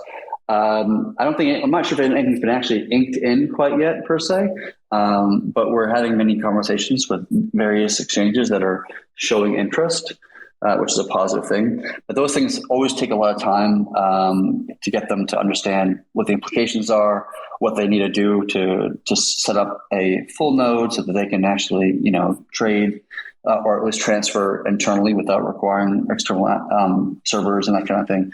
So it's an ongoing process, an ongoing conversation, and it's just a long drawn process. It's just got a long cycle to it. But I think we're going to see more of that. It seems like based upon the reception that we're getting, that I'm seeing and talking to people now, it's feeling more positive to me now than it was even a month or two ago. And so I'm feeling quite positive that something's going to happen over the next few months or something that will kind of get us listed on a reasonably, good exchange that is well known and has good users behind it. And naturally, if that were to happen, like if, for example, if I'm just use Binance as an example, if Binance were to list the native Rune, the transaction volume or the trade volume on THORChain would also drastically increase, not just because of the attention of Binance, but now you have a more direct way to, or another mechanism to actually arbitrage all the pools. It's actually would likely just drive a lot more volume into the network, which is obviously very positive for every Rune holder and everybody who's LPing and all that kind of stuff. So I'm hoping something will happen in the near future. I can't guarantee anything. Nothing's been like solidified in ink at this time, but not from where at least. So, but I'm feeling more positive about it. Great. Thanks for enlightening me on that. And lastly, I just want to say thank you for all your hard work and building an incredible product. I think the V2 interface looks sleek, sick. I feel like I can actually use it as like a non-routine crypto person. And so thank you guys. That was all the THORSwap people. THORSwap is a completely different team, but we'll take the credit for it. Thank you. Oh, all right. Congrats to THORSwap for releasing their V2 interface, by the way. It does look beautiful, but yeah, that wasn't built by the THORChain core team. No, it's okay. I'll take credit for everything that everybody else does. That's fine. I made a couple of videos about it, so I'll take credit for it. Hey, Prime Directive. Hey, thank you. This is Prime. Currently a community manager over at THORstarter, and was actually admin on the original THORChain Discord server. I don't think I heard much about Rune Vault, so I just wanted to give a shout out to the old school Rune Vault OGs, and it's so cool to sit here and hear everyone's stories about where they all started, where all this started. I'm even looking at the title of this conversation. It says 1 year of MCCN, and I can clearly remember waiting a year for MCCN, and thinking back of how, so thank you, because this whole THORChain deal has definitely, changed my life and in many ways provided a platform for me to learn a lot of really cool stuff about, now I have some applicable skills to the market, just based on my community experience. And also, financially, it's been a great win for me. I heard about Rune from Scoopy, the founder of Alchemix, on, just a private server we used for, brainstorming and stuff during the, I guess it's what it evolved into Alchemix. But, he mentioned he showed up on there one day and was like, wow, guys, you got to look at Rune. I totally see this as like easily $100 token. And, I trusted him enough to just be like, all right, I don't even need to look at this. If he's saying this now the way he's saying it, just threw a couple bucks in and, just averaged in. And I can remember being on a trip with my family and the price of Rune just kept going up, and I was looking at it, I was like, oh man, 16 cents. That's like, double what I paid for it. And then, so I just went for it again and just kind of averaged in little bits. In hindsight, it would have been great if I was just throwing like thousands of dollars in there, every week. But that Rune Vault, another memory of the Rune Vault was like, I remember going in there, I think it was weekly that we got to kind of collect our earnings. And, I would just be grabbing, like when I first started, I was only getting like 20 Rune a week. And then, I think it went up to like 100 or something like that. And back then I was like, oh, okay, it's another 20 bucks in my pocket. No big deal. And I could clearly remember like when the price was going crazy and we were, around 20 bucks. I actually went and looked back at my transactions. I was like, oh my God, I was collecting $1,000 a week. And back then I just thought it was like pocket change. But, I also heard Kai mentioned a few times on here, and, I didn't have a ton of experience with him, but, I will agree. Almost everything I heard was negative. So I would agree that, there was, sort of an abrasive nature to a lot of his communication, but I'd also like to say that I know that he was I guess about the business, but he got stuff done, and I saw him as a powerful asset back in the day too. So if anyone else has anything positive to share about him, or I don't know what happened to him. I don't really even know a lot about him or what his actual job was. It's been a mystery to me. So it was cool to hear his name come up. If anybody can fill in a blank on Kai, for me, that would be awesome. And with that, I am complete. Thanks again. I don't have anything to add on the Kai front, but yeah, we can. I don't know if anyone else wants to, or if not, then we could move on. All right, Mr. Yeah, Animal. Me neither. What's up? What's up, guys? Can you hear me? What's up, man? I actually wanted to. No, I don't. I've never really met Kai. I've never really met any of you guys per se, but I was back just to get a little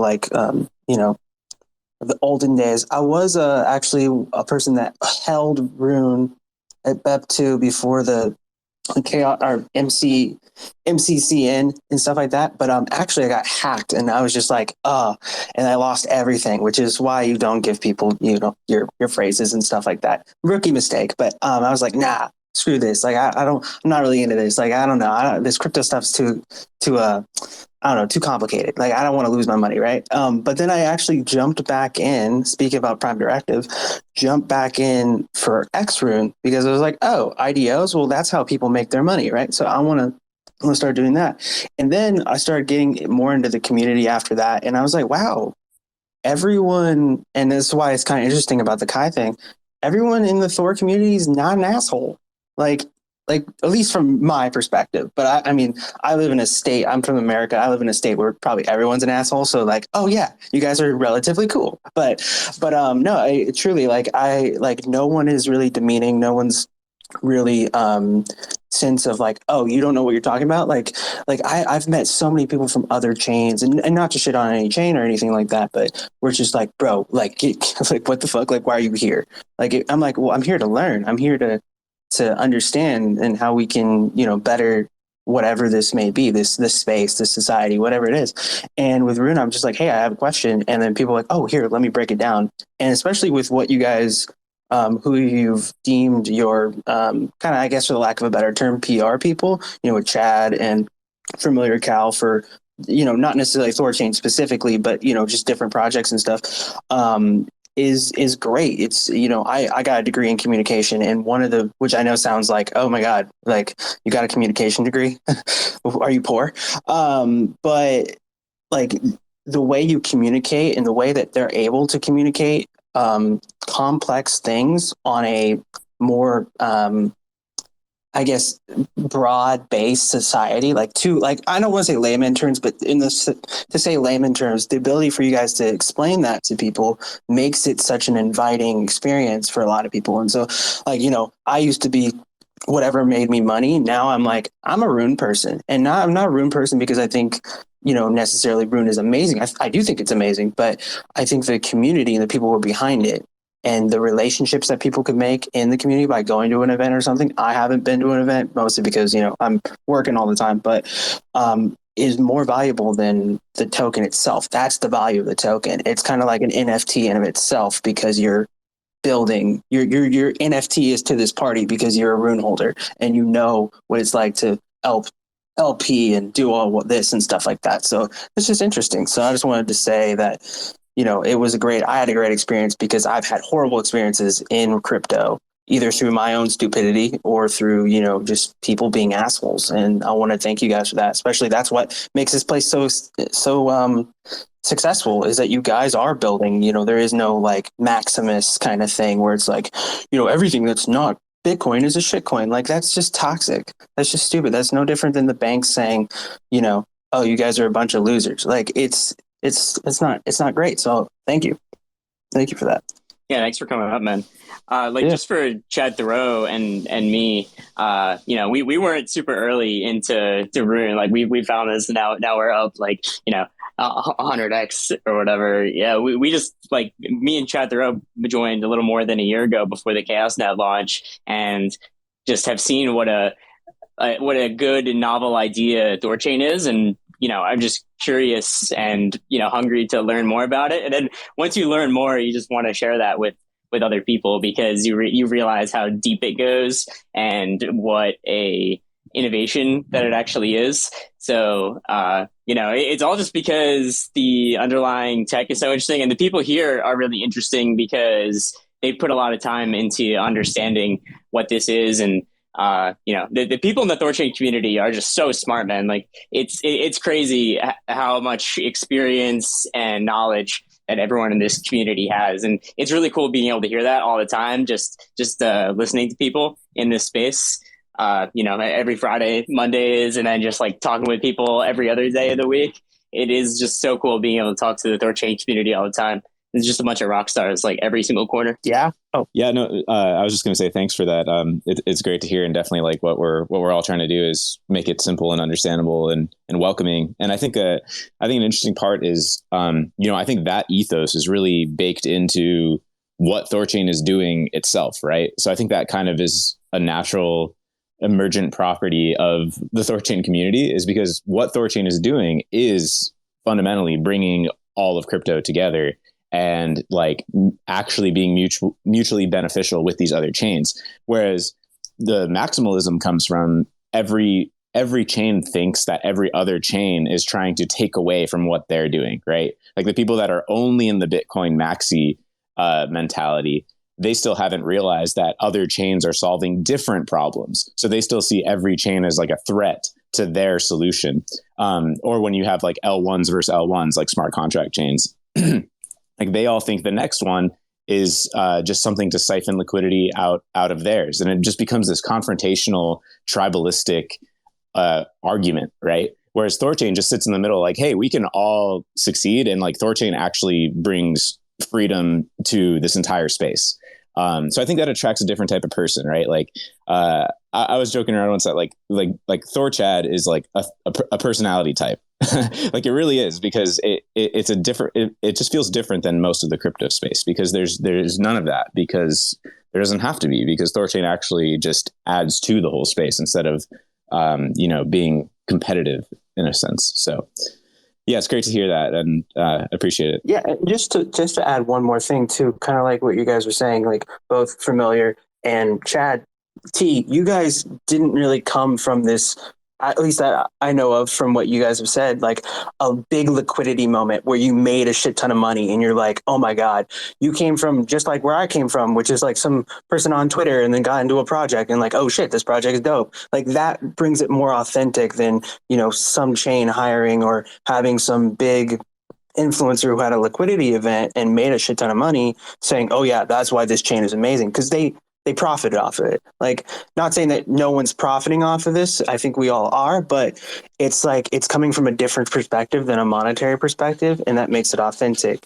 You could buy an influencer, you could have a THORChain, like some people might think, and this is no heat to anyone, but that Chad Barraford has, is shilling this project because, it's his baby, he should. And then two, he's making money off of it. But I mean, I don't really think of that as like a reason. I think is because he has this conviction of no, like we need to do this, which is another thing of the authentic purpose that you guys are saying with the THORChain thing. And that's what makes it amazing, the way you communicate. So like, I would say never hire some random influencers. Like if JRNY crypto says, oh, THORChain, or like you hire them, never. That would just lose. Like I work in influencer marketing. And so like, that's going to be bad, but that's what I love about it. And the authenticness. And then I guess to add on that, I don't know if Hillary is related to Chad, but why, Chad, do you not have a check mark and Hillary does? But that's it. That's all I'll say. Yeah, so that is my sister. Hillary is my sister. She's an actress in LA. She got check marked because she got it years ago when it was relatively easier to get. And also, she's just a very well-known person in her own community, and I guess she's good at this stuff in many respects. I would actually like to get a check mark. It's kind of fun, even though it's completely purposeless to some degree. But it's a lot more difficult today. They're a lot more stringent about who they give it out to, in a sense. Well, they should definitely give it to crypto people like you, because I'm sure there's, especially as THORChain gets bigger and bigger, there's going to be some fake chads DMing people asking for seed phrases if there's not already. I mean, there are definitely fake Telegram accounts that I've seen. I mean, right now, if you go to Telegram, you just like type in my name, you'll find like at least one, if not more, fake Telegram accounts of people trying to scam people. So just so everybody knows, I will never ask anybody for their seed phrase or any money for any reasonable reason, just so everybody knows that. If I ever reach out to you asking for your funds or whatever, don't give it to me. Don't do it. Hey, Mr. Animal, it's actually kind of funny you brought up Journey Crypto, because people in his camp are actually do know and supportive of Rune. Guys like Elio Trades brought THORChain up on their channel quite often, and and obviously none of this like marketing is paid for. It's all just because people learn about THORChain because they learn of its actual innovation and community and what it brings to the entire space, not because of any kind of paid shilling or whatever. Like that stuff will never happen, but marketing stuff is in the works. So by the way, relatingly, I just read this article, like I think it was yesterday, about Moon. Yes, the other thing, like MoonPay raised like $87 million from like Gwyneth Paltrow and Drake and Justin Bieber and like Paris Hilton, and like there's like a long list of like 30 different, like 60 different, at least 60 different celebrity investors to invest almost $100 million into MoonPay. And I remember reading this thing, I was just like, who the fuck cares what Gwyneth Paltrow is putting her money into? I mean, who gives a rat's ass? Why does that matter at all? It made me just laugh on the floor, just laughing at how ridiculous this industry has become in some ways. I'm going to have to get you that candle that smells like Gwyneth Paltrow's vagina. Get it for my birthday. I mean, to add on to that, I mean, Gwyneth Paltrow, I mean, I don't really know much about them, but I mean, I assume they're of the older age and the more like what I guess, for the lack of a better term, but boomer age. And it could be, hey, we're having people from this kind of age range get into crypto. Maybe it's like people will be like, oh, if they can do it, then I can do it too. I know with my company, we did a lot of like music related stuff. So we had J. Cole, we had a bunch of other people kind of part of our project. And it kind of helped certain people in certain aspects of life be like, oh, yeah, okay, if they can do that, even though J. Cole is worth millions and millions of dollars, his story behind him was similar to other people. And then they're just like, okay, yeah, I can do this, I mean, it was more media and music related kind of marketing. So it's a little different than like, some not obscure, but some like older actor. But I mean, I don't know, like having people like actually the best marketing thing for THORChain is have people from the community and who are from all different walks of life, different countries and stuff like that, ages and personalities and stuff, and like talk and do this kind of thing. Like you were saying, like your experience with THORChain, like how it's either helped them. Like I've gotten for somewhat financial freedom from THORChain and crypto, but having their stories be told is probably the best thing and best marketing thing you could do, because it's most likely authentic, because you're not paying them, like it's their experience, and using that to kind of leverage, hey, these are just normal people. I didn't know there was people from my company from Australia who were in THORChain until I was like, hey, this is me. And they're like, oh yeah, I work for the same company. I was like, oh shit. Like I thought I was the only person that part of that lifestyle that did that. But now I realize you guys all love partying, and I'm like, yes, fuck yeah, let's do it. So, I mean, I think telling the stories of you guys and not even like the bigger THORChain people, but just like some more like 900 followers or whatever, or some other type of different stories and backgrounds, would be really, really helpful, because then, someone like me who didn't know anything about crypto would be like, oh yeah, I'm like that person. I can do this. It's just getting that confirmation of I can do it. This is going to help me. This is going to help other people. It's just kind of a good thing. But I know I talk a lot, so I'll say one more thing. And then if you could get me off, just because I don't know how to work Twitter Spaces at all. But if you guys want to do, I know you're doing a lot of parties, a lot of conferences. If you guys want to do one in the Bay Area or Central California, just hit me up. I work in the nightlife and whatnot, so we could definitely set something up for sure. So just let me know. Awesome, man. Thank you.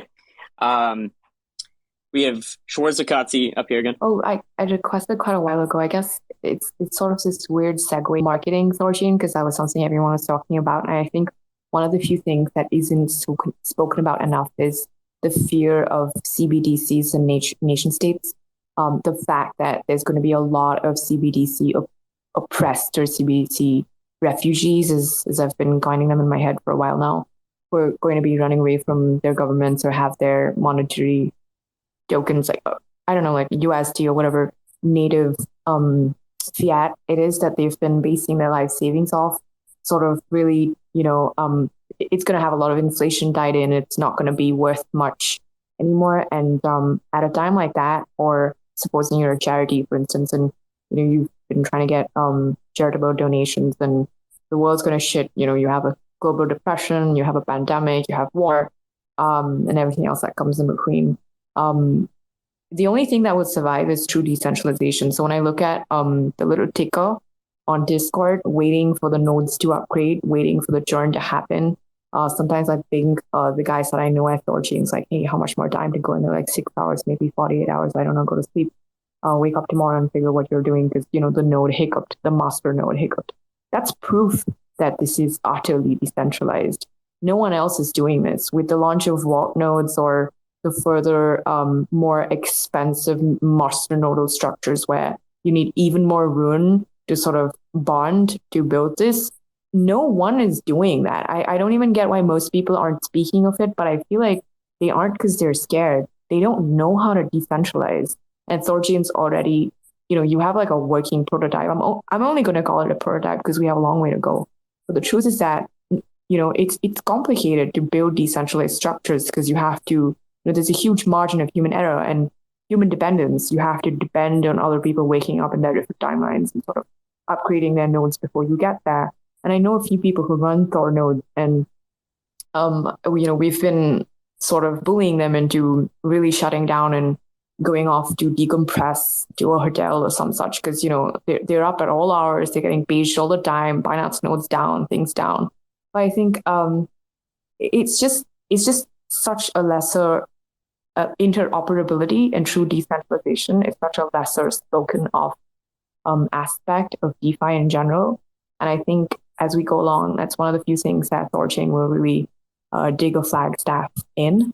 But miles to go before we sleep, as we say. It's a long way. I think what you say really rings true, especially because you could look at like a very centralized network and you could see how quickly that they can bring about new things, like Stargate launch, for example, like putting in billions of liquidity in like less than a week, pretty much just from VCs, and how quickly they can adapt to changes. And that's just, it's completely different when you're dealing with a decentralized network like THORChain. Like because if you've spoken to a node operator, or you've just like been snooping around and like seeing how updates actually work on THORChain, that it's actually it is anonymous, completely anonymous people running software that runs the THORChain blockchain and all the swaps that happen on it. Like, that it's not just some Coinbase server that's taking profits out.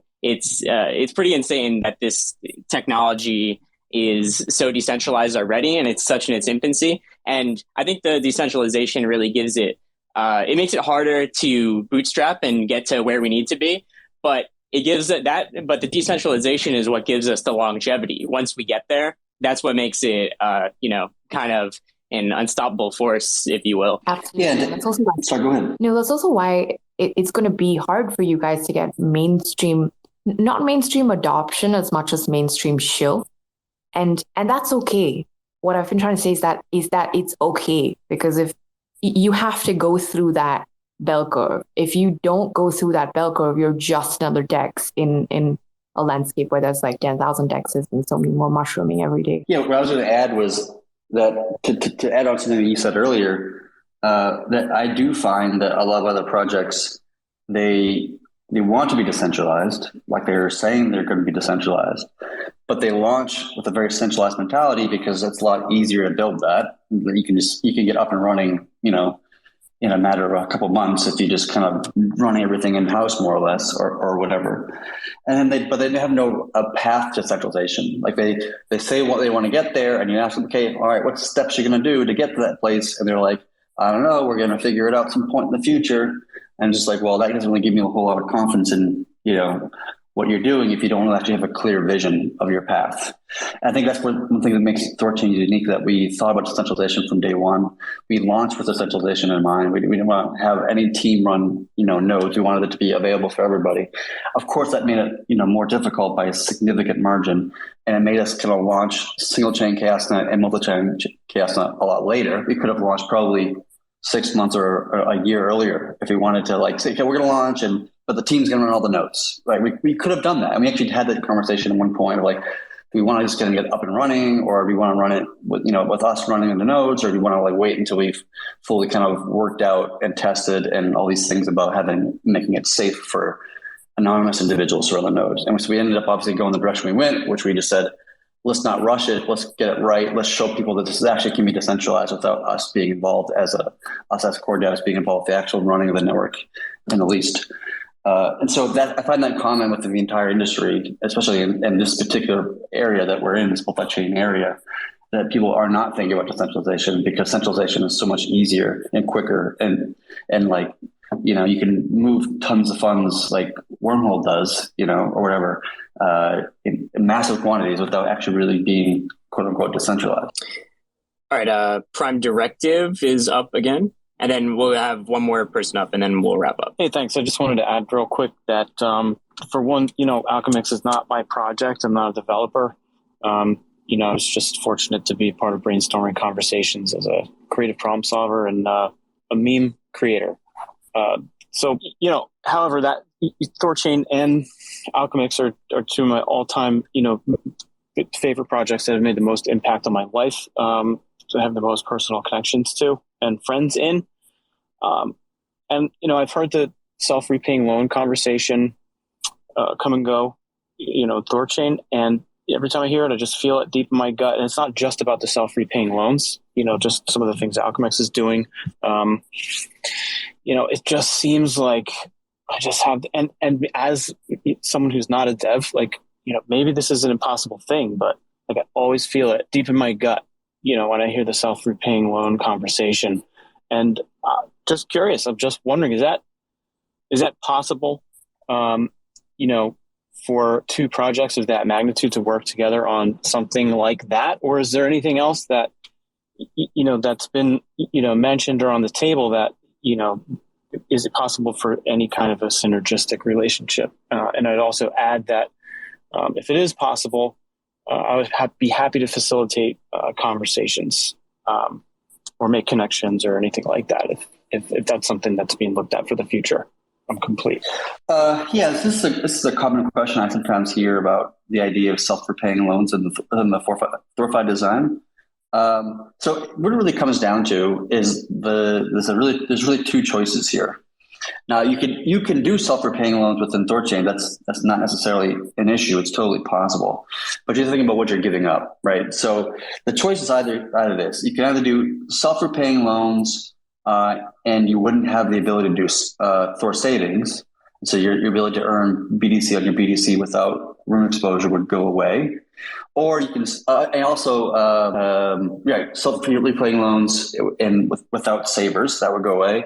Or you can do what we kind of are proposing to the community, which is no liquidations, and we have the ability for Bitcoiners to earn on their Bitcoin or Litecoin or whatnot. Out of those two choices, the latter feels more correct, in my opinion, than the former.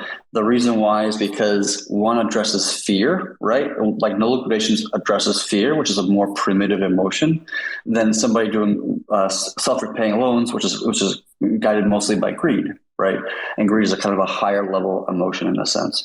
And so the no liquidations with the ability for savers, to me, is a much higher value proposition than repaying loans without the ability to do savers. And you'd have to have liquidations as well in that scenario. Brilliant. Thank you. It's really interesting. I never thought about that before. That was an awesome explanation, man. And it makes a lot of sense because you want people to feel positive about their choice to use THORChain, and you could make the loans auto repaying, and it's better for the people who have taken a loan and that gets auto repaid.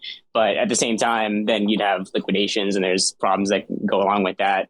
So that's really interesting. I never thought about the two as fear and greed, sort of. Another way I look at it is that when you're doing a self-repaying loan, you're technically, what's actually happening is that you're taking future yield that you will receive, and you're getting access to it now to be able to, do something with it now, which is a really interesting concept. In the end, you actually are still paying the loan, right? It's just you're paying it through a different mechanism, but you're still paying for it. It's not like you're getting a free loan, right? Sometimes people see it that way.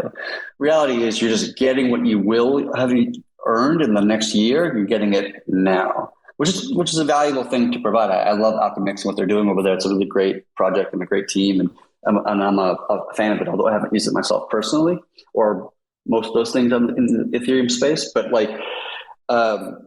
for me, one of the goals that I wanted to see, at least my own mentality of what I was trying to accomplish with the lending specifically, was that the biggest problems that I see within the lending space is that it's incredibly stressful. Like everybody I've ever talked to, and in the lending that I've done in the past, like everybody is so stressed the fuck out when they take out a loan in the DeFi space in general, because of liquidations, because of variable rate interest rates that can, inflate themselves to 40% or higher or whatever. And then everybody gets kind of freaked out. It requires you to kind of constantly have your finger on the pulse of your own loan, which can kind of have a mental tax on people, right? In a matter of speaking, it's kind of a non-tangible cost that you're paying that you're not really quite realizing when you took the loan out. And so what's one of the things I wanted to see with the system is I want to give a lending design platform for the entire crypto industry that gives them a loan where they can actually, theoretically buy a house and not worry about it at all, and be able to pay that loan back in their own due time. It doesn't have to be next year or 5 years or even 10 years. I don't give a shit. It can be anytime you feel like it, and that's perfectly fine. And that give people the ability to do that without having any stress at all about that entire process. That is, to me, that is a form of providing a liberty to people so they can actually improve their lives and get access to a house or a car or something of this nature, and be able to do that without an undue stress. To me, that is much more significant in the space and what that can provide humanity in itself than the idea of I can degen the hell out of this thing and gain on my gains. I'm personally less interested in degens and the degen mentality in general. It's just not what I'm interested in. It's outside of the span of trying to provide a service that changes humanity, that improves the human condition in a matter of speaking. And so that's what I'm more focused on personally. But then that's mean everybody on the core team would feel the same way that I feel. I might be different than some other people, but that's just how I look about it, how I feel about it, if that makes sense to people. That was beautifully put and inspiring for sure. And yeah, it's such a next order style of thinking versus a normal DeFi loan or whatever. And I know myself, and I'm sure a lot of people listening that are Luna fans can relate to that anxiety just in the past week or so. I'm monitoring my LTV every day recently, and it's not fun for sure. And the point that you made is really powerful. Is that type of loan, you're not going to really buy a house or something like that, because you're kind of more just degenning around and having it liquid so you're ready to pay it back. Whereas something like a THORFi loan, it's you won't have that time pressure or that LTV pressure. And the interesting thing I thought of too is if the collateral goes way up in value, but the borrower does not pay it back to redeem their collateral because they bought a house or whatever, that's actually best for the protocol, right? Because now the protocol is just sort of owning temporarily this more valuable collateral that's not being claimed back. All of that collateral is still generating yield for savers. So that's a really interesting angle, because otherwise you would just have this immediate well, of course I'll take it back or borrow a little more or whatever. But if you bought a house with it, then you probably won't. Right. And all that collateral is just staying in the pools, right? Keeping them deep. which is what we all kind of want to see happen. And that's kind of one of the primary goals of the network is to create deep liquidity pools so people can trade and do all the things they want to do.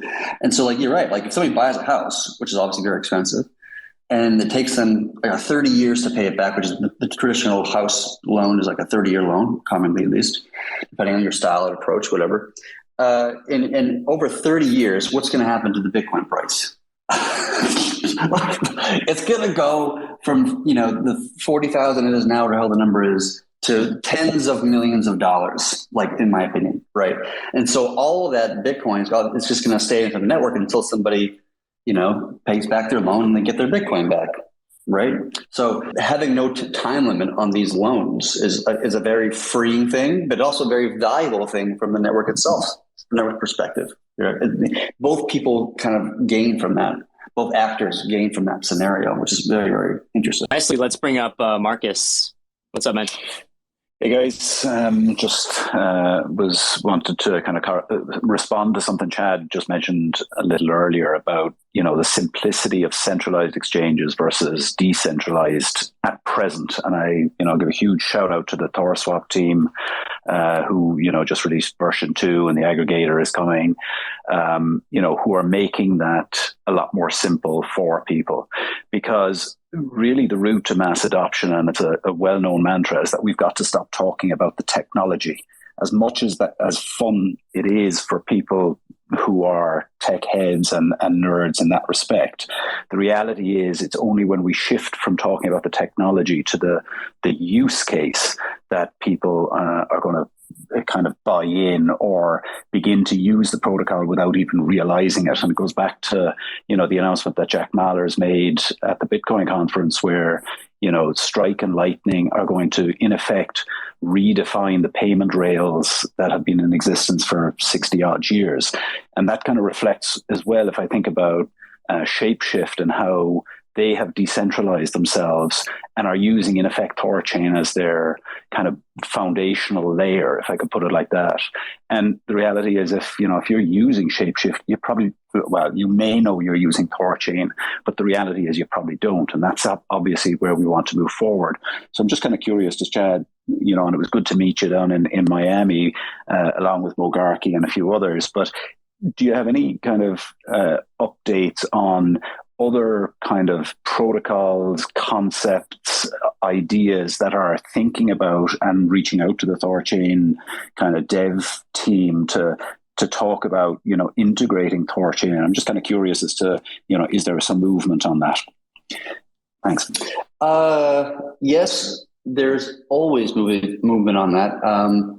It's one of the primary goals or responsibilities of the Nine Realms team, to reach out and connect and talk with various projects for chain integrations, DEXs and DEX aggregators for integrations, wallets, manufacturers, integrations there as well. So there's always a conversation happening on many fronts at any given time with many of these different chains or wallets or DEXs or whatnot.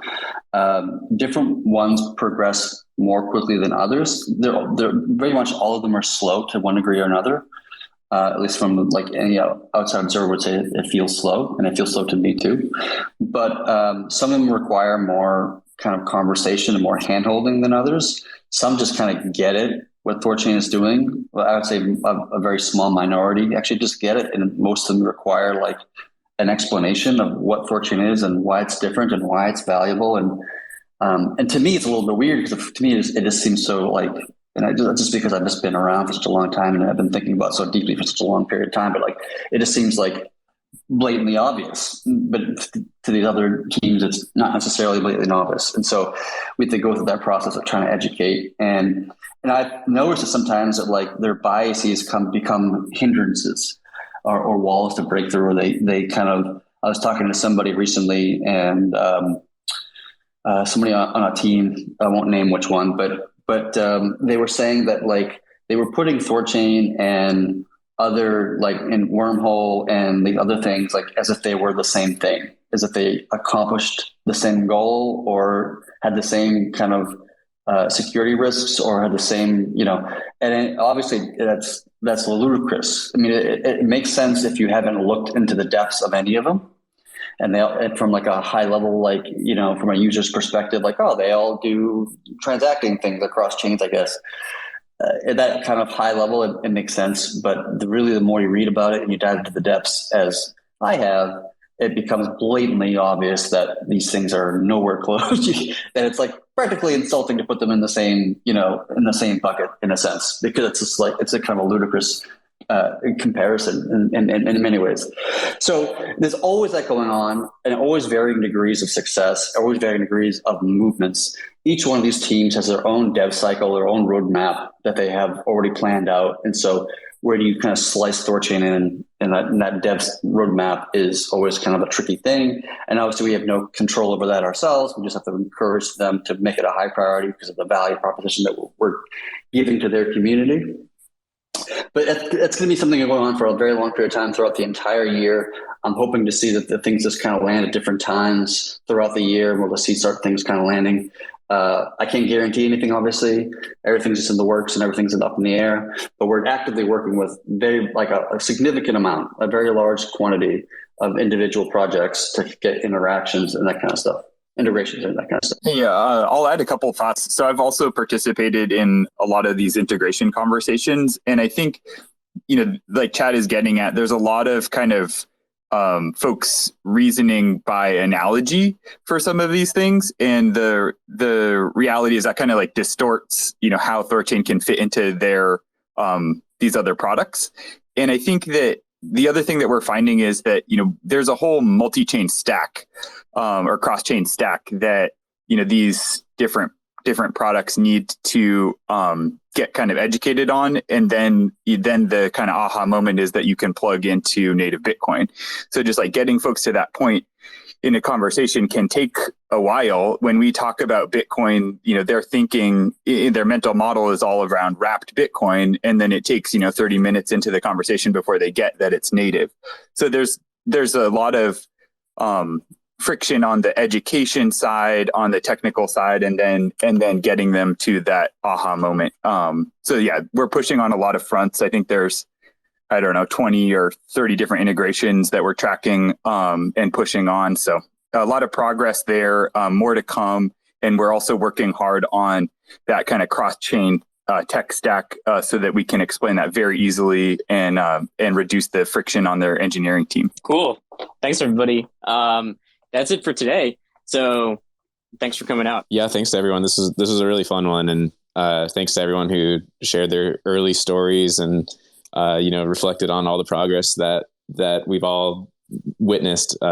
Really cool to hear everyone's experiences, and just makes me even more excited for the next year, the next 5 years, the next 20 years.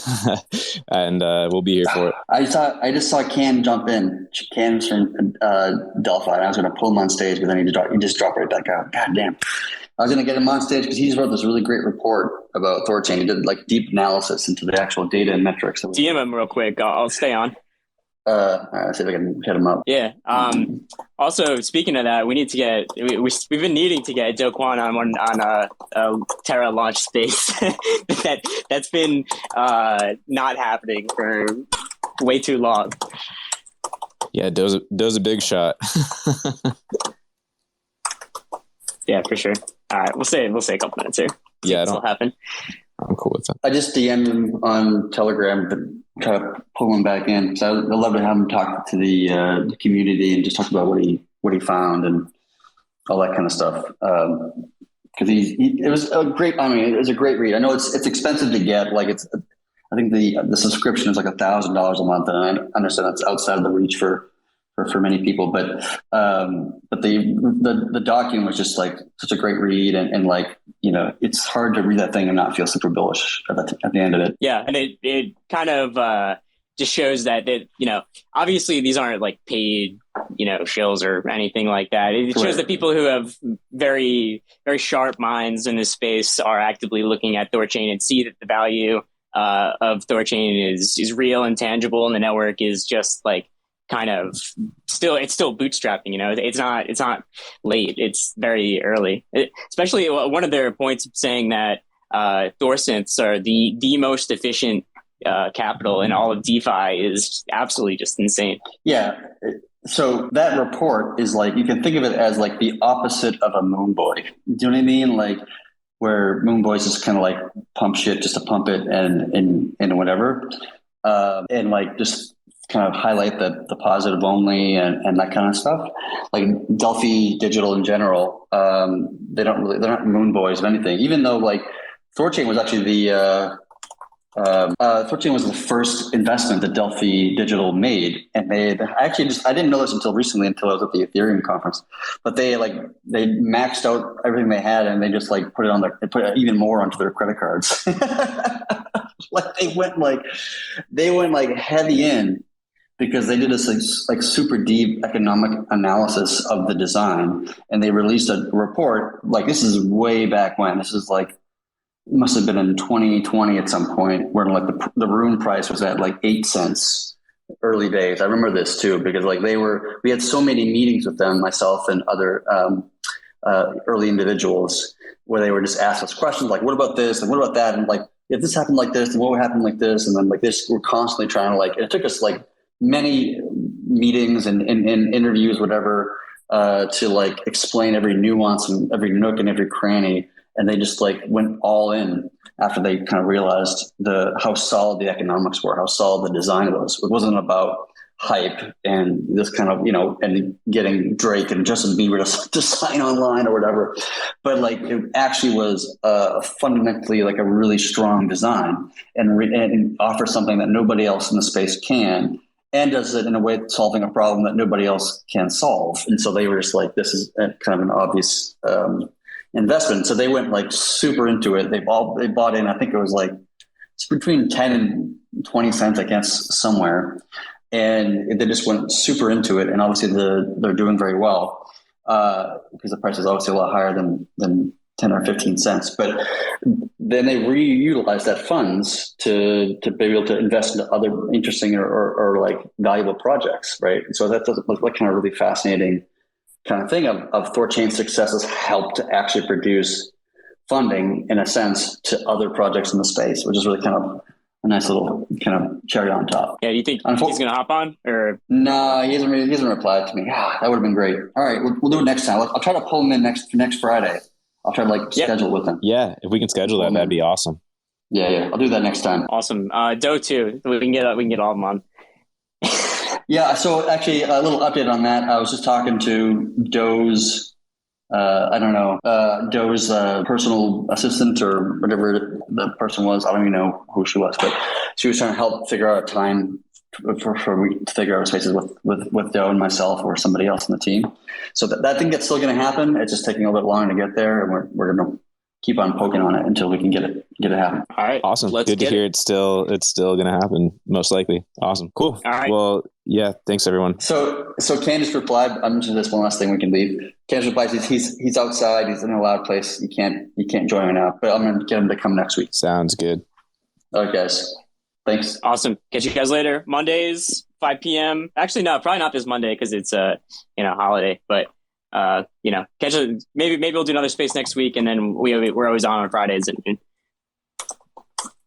See you. Bye. See you.